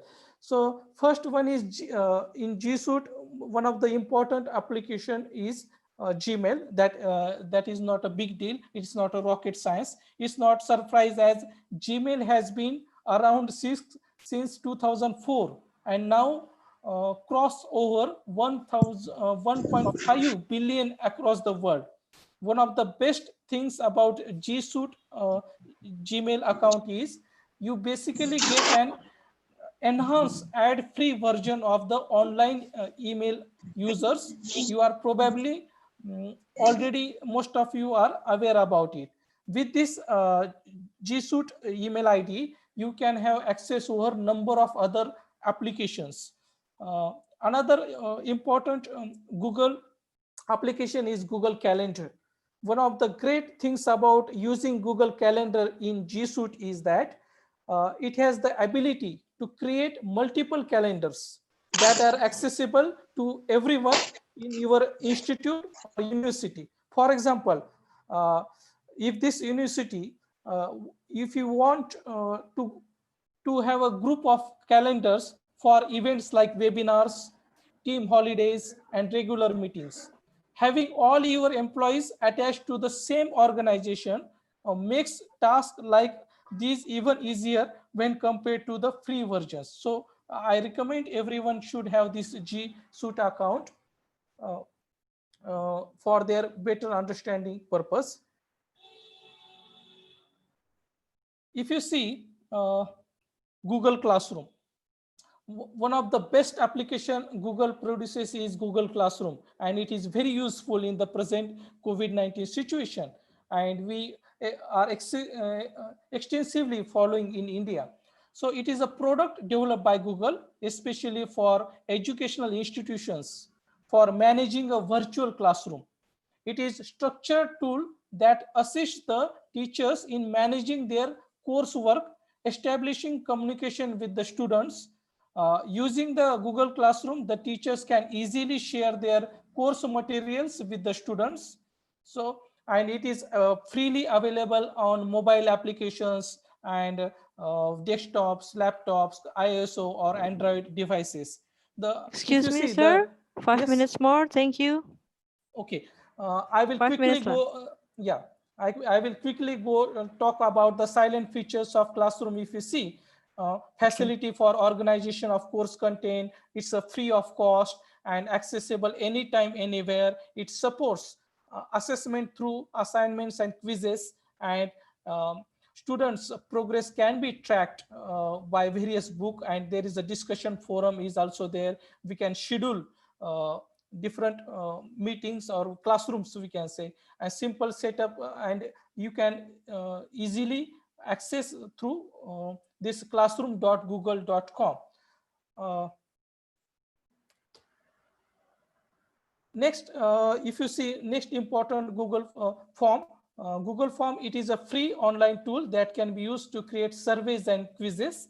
The form when complete in all respects, should be shared with the potential respondents. So we can make various quizzes and questionnaires, and even about this conference, we can take feedback of all the resource persons, and we can also generate automatic certificates through this Google form.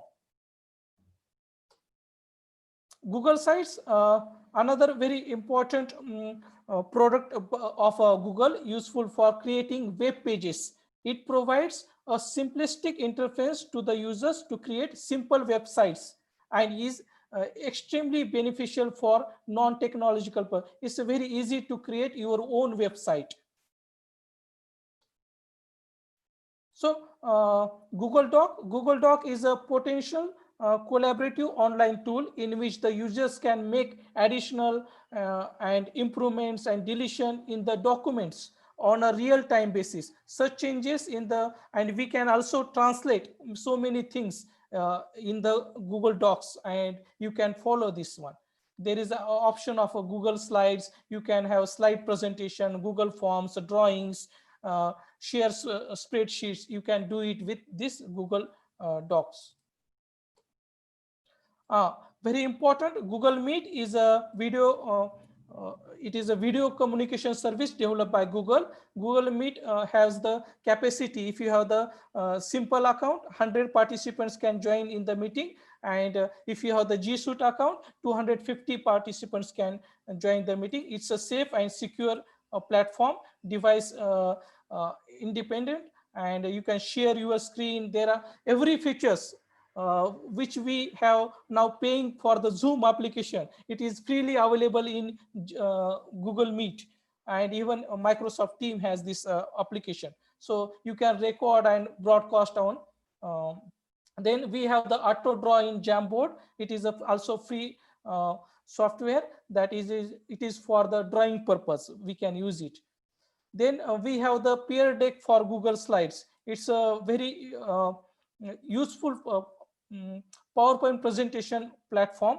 It is a powerful utility that helps in creating more engaging PowerPoint presentations, like Mohammed Galal sir has created it. And YouTube is also a product of Google, and YouTube also allows you to upload views, analyze, comment on it, and subscribe. We can learn from the global platform, like there are so many beautiful and websites are there, like Khan Academy, BBC Tech, TED Education.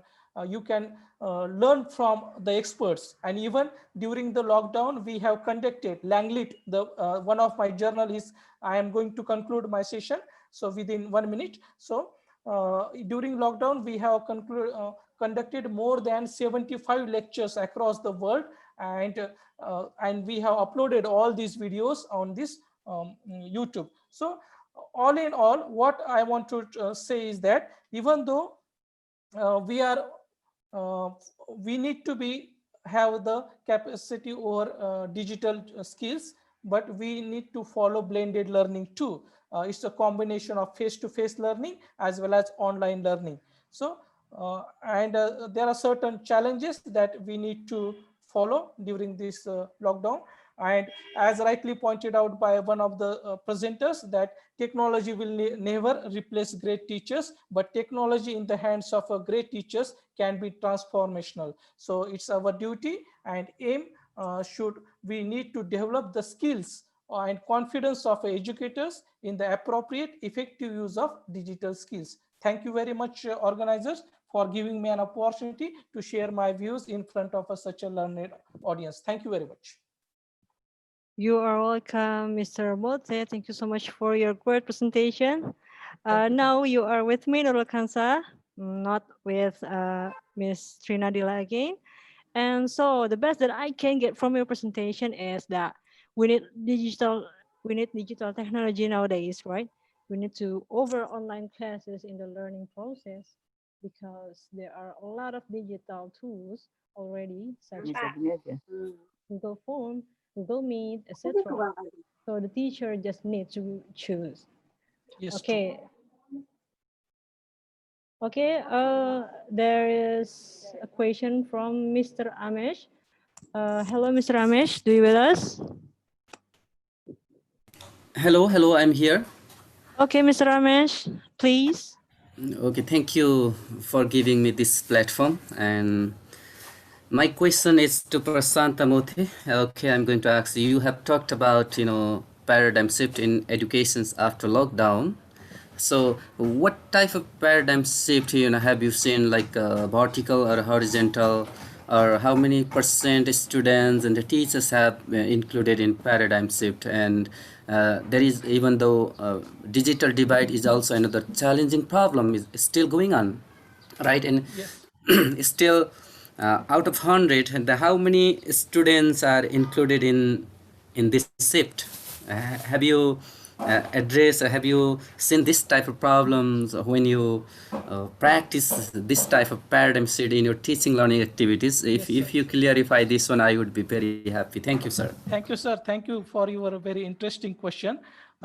First, I would like to know, where are you speaking from which country? But I'm from Nepal. okay, very good.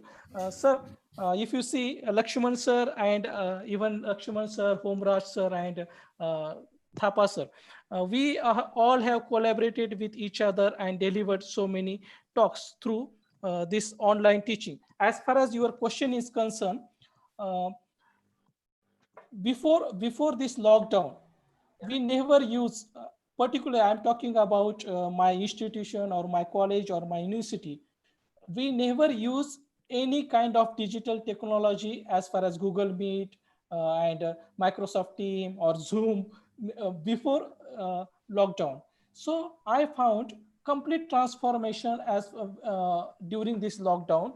Now we are taking classes by using this Google Classroom. We have the email IDs of the students, and we are including it, even though there are certain challenges, as you have rightly pointed out. There are certain challenges in rural area, particularly in rural area. They are not accessible with certain kind of internet connectivity. But out of 100%, 80% students are now joining our classes because everyone has smartphones with them. So it's a free of cost. A teacher can host it, and that's why I have particularly chosen this topic, so that each and every teacher needs to be enrich his or her knowledge, animated videos. So there are number of ways that we can enrich. First, it is the duty of the teacher that we need to enrich ourselves first, and then we need to share our knowledge to our students. By college, university has not reopened. It will open it from 1st of September. So I will give the full marks to this, as every crisis has its opportunity. So we are in lockdown. We are during COVID-19 have taught us a lot of things, particularly digital tools. Yes, sir. Thank you. Thank you, Prasanta sir, for your inspiring answer. Thank you, sir. Okay, so the teacher must be more creative in order to make the students still interested with our lecturing way. Yeah. Okay, thank you so much for Mr. Monte. Until we meet again. Terima kasih. Thank you. Okay, now we okay. Thank you. Now we have the last one, the last presenter from Indonesia. Are you with us, Mr. Andi? Yes, thank you. Okay, now I will read first his biography.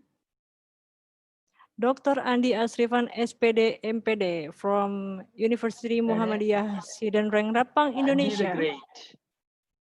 Dr. Andi Asrifan is a lecturer in Faculty of Teachers, Training and Education, University of Muhammadiyah Sidanreng Rapang, South Sulawesi, Indonesia.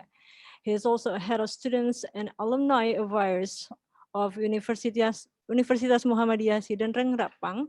He received PhD in language education, concentration in English language, and the MPD or Master Pendidikan, Master of Education from State University of Makassar, South Sulawesi, Indonesia. Okay, maybe we will continue. Oh no, I will continue a little bit for his biography. He got sandwich-like scholarship in Northern Illinois University, DeKalb, ILUSA in 2015.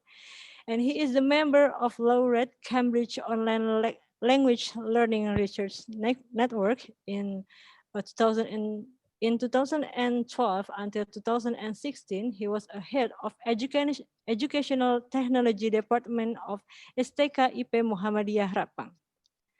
Okay, Mr. Andi Asrifan, the time is yours.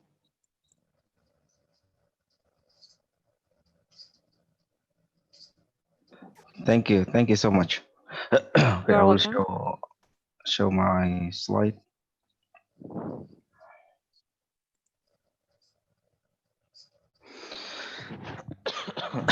I'm sorry, I'm a little cook. No problem, sir. Please. Okay, thank you. Assalamualaikum warahmatullahi wabarakatuh. Waalaikumsalam Alhamdulillahirrahmanirrahim. warahmatullahi Salatu wabarakatuh. wassalamu ala Rasulullah wa ala alihi wasahbihi ajma'in. First of all, I would like to thanks to rector, faculty and staff of IAIN LHOKSEUMAWE Aceh, and special thanks to all the organizing committee for held this wonderful webinar sharing with all in the difficult situation right now. Okay, well, so I'm a lecturer, as just now the moderator said that in Muhammadiyah University of City Rapang, and then I also a member in assessor of Banpaut and PNF in Ministry of Education of Republic of Indonesia. So let me share about this material today is about the curriculum development and material designs, in this case the digital technology approach that some of presenters have shared with us. That's awesome and then informative presentation, I think. So there are two challenges here. I think that's no problem, but challenges.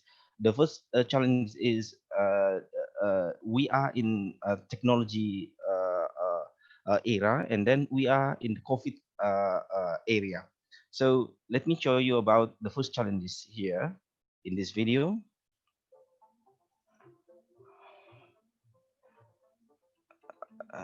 Ibu Kansa, terdengar suaranya? Terdengar suara video? I cannot hear the Videonya video. Videonya enggak Videonya kelihatan, kedengeran, Pak. tapi videonya kelihatan. Kelihatan. Oh yeah, no problem. Thank you.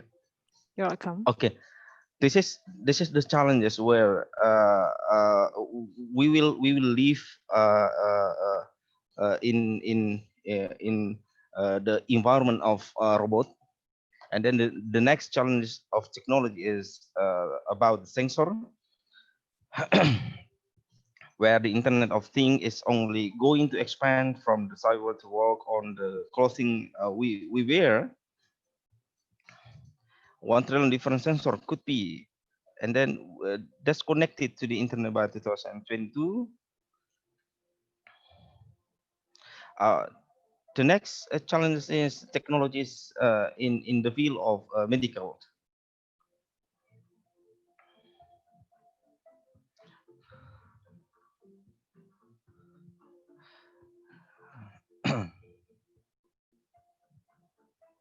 And then this will be applied in 2024, and then the next one in the technology is about the internet, and I think the internet is will be become a basic right by 2024, I think. And then the last one is a pond. We still remember that the medium of the pond and the model of the pond from year to year decrease mine, and then it can be operated easily.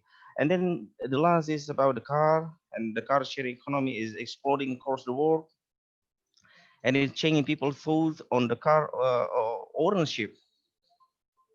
Just to skip the video like this. I think these challenges. I think this is not a problem for me. The challenge about the COVID-19 shut up the school, where the process of here there are many teacher and lecturer around the world have a various way in teaching in the classroom. And also some of students also have a various way in learning based on their learning style and multiple intelligences. So what are we talking discuss today? So the first is we will discuss about curricula and the textbook. That's the curriculum designed, and then the textbook, that's our friend or school. And then designing effective material, in this case, material and text, basic tip for designing worksheet. And then the next one is about the digitally designed material. And then the recommended reading, and then some best practice. I think I will show you to share to you all in this session. So let's move to the first. This is the chart as our guideline for designing effective, in this case, in English language teaching material, where we have advantage, sure, and disadvantage in design our own material. In advantage, I think our material will be contextualization, individual needs. I think based on our student needs and institutional needs, personalization and timelessness. And then also in designing based on our material has a disadvantage, I think. Sometimes we unorganization our material, and then sometimes we we have to need and now about the quality of our material. So in this case, we need much time to validate our own material, and then time. So there are some factors to consider in designing our language teaching material. The first factor is about the learner. In the learner here, we have to know about the need analysis. In this case, learning needs and target needs, and then knowledge about the learner experiences, their experiences of first language or mother tongue, level of literacy, aspiration, interest, and purposes. And then the next is the curriculum and the context, value to be told, goal and objective, and resources and facility. Teacher must be realistic, I think. Access to resource will impact decision in on decision in material design. And personal confidence and competence, in this case, knowledge, that's our consideration, knowledge, experience, attitude, and how to use the guideline correctly. And then the last one is copyright compliance here, restriction, implication, and awareness, and the time, sharing material, working team, organizing the material. So let's make a shop. This one is one the common problem that especially in my regency, I don't know in the in other place or in the city, especially in Indonesia, but based on my observation and team as the researchers, that most of the teacher in our regency, especially in South Sulawesi, where I live, most of the teachers, especially in English, when they come in the class, so just say like that, open your book, page this one, textbook, and then most of the student feel bored and then uninterested and then like that. So that's our consideration, that as our to design our material to make our student motivate and interest in learning English. So this is just the view that where some students feel busy like feel lazy like that. And then in the fact some of the subject in especially in juniors and juniors and senior high school. So the curriculum designer put the English subject in the last day of the class. So sometimes the student feel bored, and then lazy like that.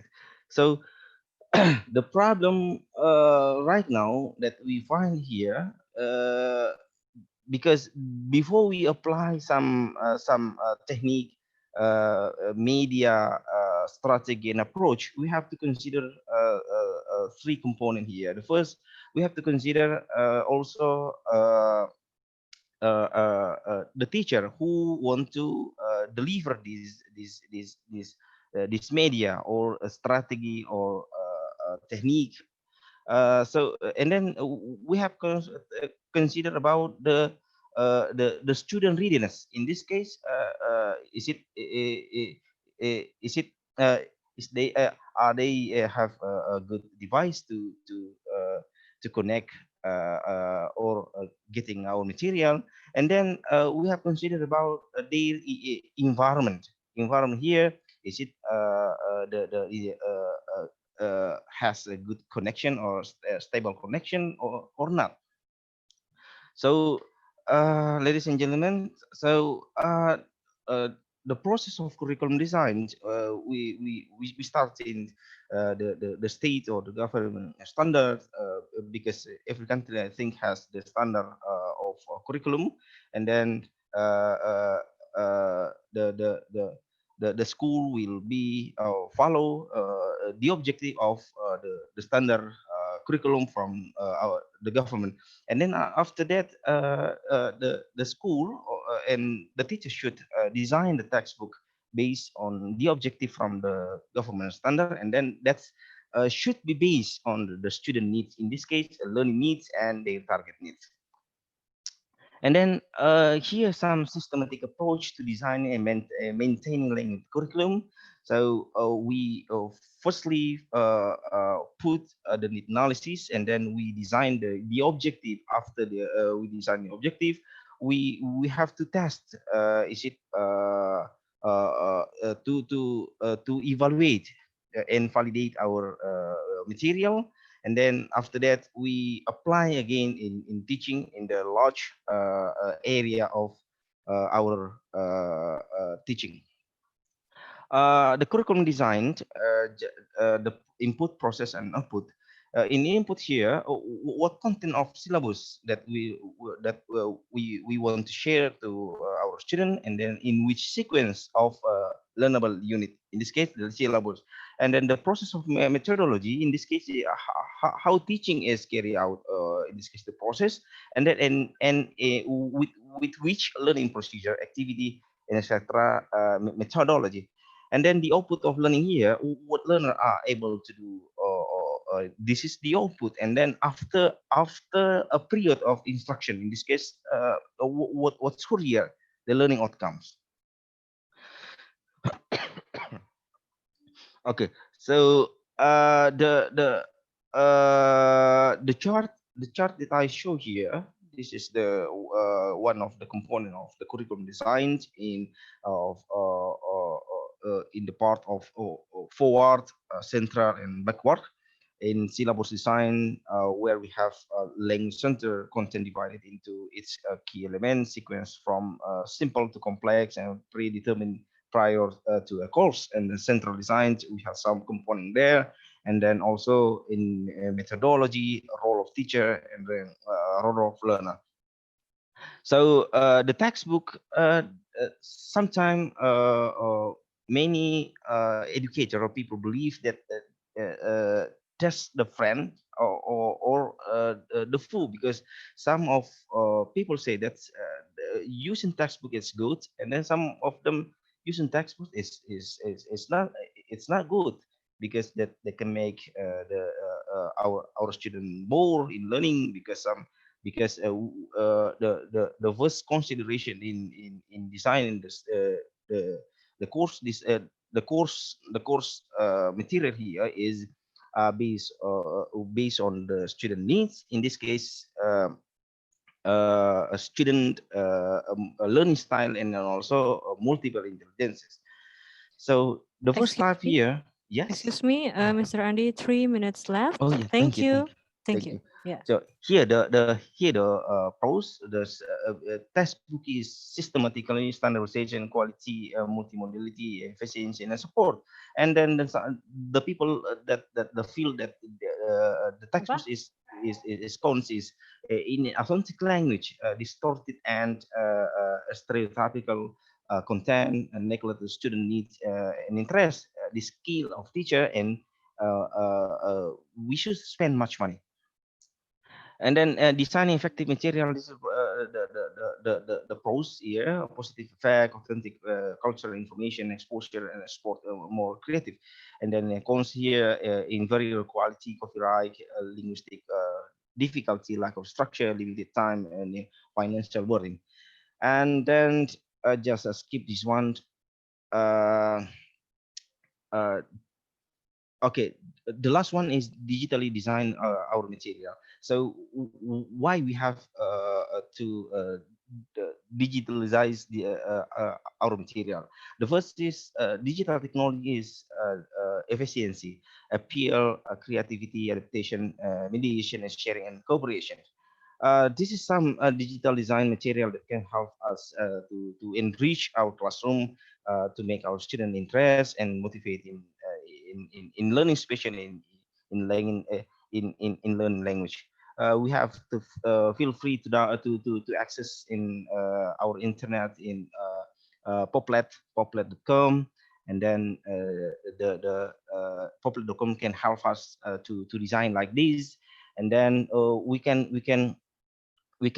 digital our material through this one, word cloud width, and then in a gloster.com we can digitalize design material through gloster like this. So the output of our material will be like this. We can make the very interesting poster thing, and then we can feel free to access learning apps or .org like this, and then we can use this one, learn.silo.org, and a quizlet.com or quizzes.com, at link.id. This is from Indonesia, and then we can feel free to sharp our professional skill in join professional course like this in Coursera, and then in futurelearn.com, and then some LMS like this, schoology.com, and then there are many source, and then we can use also invite our students to visit the Facebook, and then join the group that can support our learning in English. For example, resources for English teacher. There are 100 and 1,000 material here that can easily to download and apply in our classroom. Okay, I just put here that Professor Farghis say that it doesn't matter how many resources you have. If you don't know how to use them, it will never be enough. I think. Thank you. Assalamualaikum warahmatullahi wabarakatuh. Waalaikumsalam warahmatullahi wabarakatuh. Thank you so much, Mr. Andy. So I get the best from your presentation is the teacher and the lecturer should creatively design their own materials, but based on the student's need. Isn't right, sir? Yes, yes. Okay. Is there any question from the... No question? Okay, there's no question. Okay, maybe the one who wants to ask something to Mr. Andy can write it in the chat or email, so Mr. Andy can answer by email. Oh, yes. Okay. Thank you so much, Mr. Andy, for your great presentation. Thank you. You're welcome. Okay, so here is Mr. Andy is the last presenter for today. We still have tomorrow, the second day of this conference. Okay. Okay. It is great pleasure for me and Trinadila to guide you in this first day of the conference. We really appreciate all of the speakers today, and we thank you so much to all the participants. We still have tomorrow that in the local time, we will start at 9 a.m. Indonesia local time. And thank you so much for all the participants. See you tomorrow and bye-bye. Bye-bye. Thank you. Thank Thank you. you so much, Mr. Thank Andi, you. Mr. Prasen, Bye-bye. Dr. Bye-bye. Akata. Thank you so much. Thank you See you for my tomorrow. brother, See you tomorrow, of my course. dear See you brothers tomorrow. presenter. Thank you so much for your Okay. contribution in Bye-bye. Thank Thank you. you Aceh. a lot. Thank you so much. See Thank you for you. tomorrow. Thank you so much. Tomorrow. Thank you. Okay, Okay, see you bye-bye. See you tomorrow. tomorrow. Okay, see you Namaste. tomorrow. Namaste. Terima Thank you kasih. a lot. Ya, saya. Thank you Okay. so Terima much. kasih. Semoga nasi. Bye. Semoga nasi. See you tomorrow at Bye. 10 o'clock. Tomorrow at 9 o'clock. You can join. You can join with us. Same with time today. Yes. Okay. Okay, thank you. Thank you so Okay. Thank much. you. Be See you. updated, please. Okay. Okay. Of course. Inshallah. Inshallah.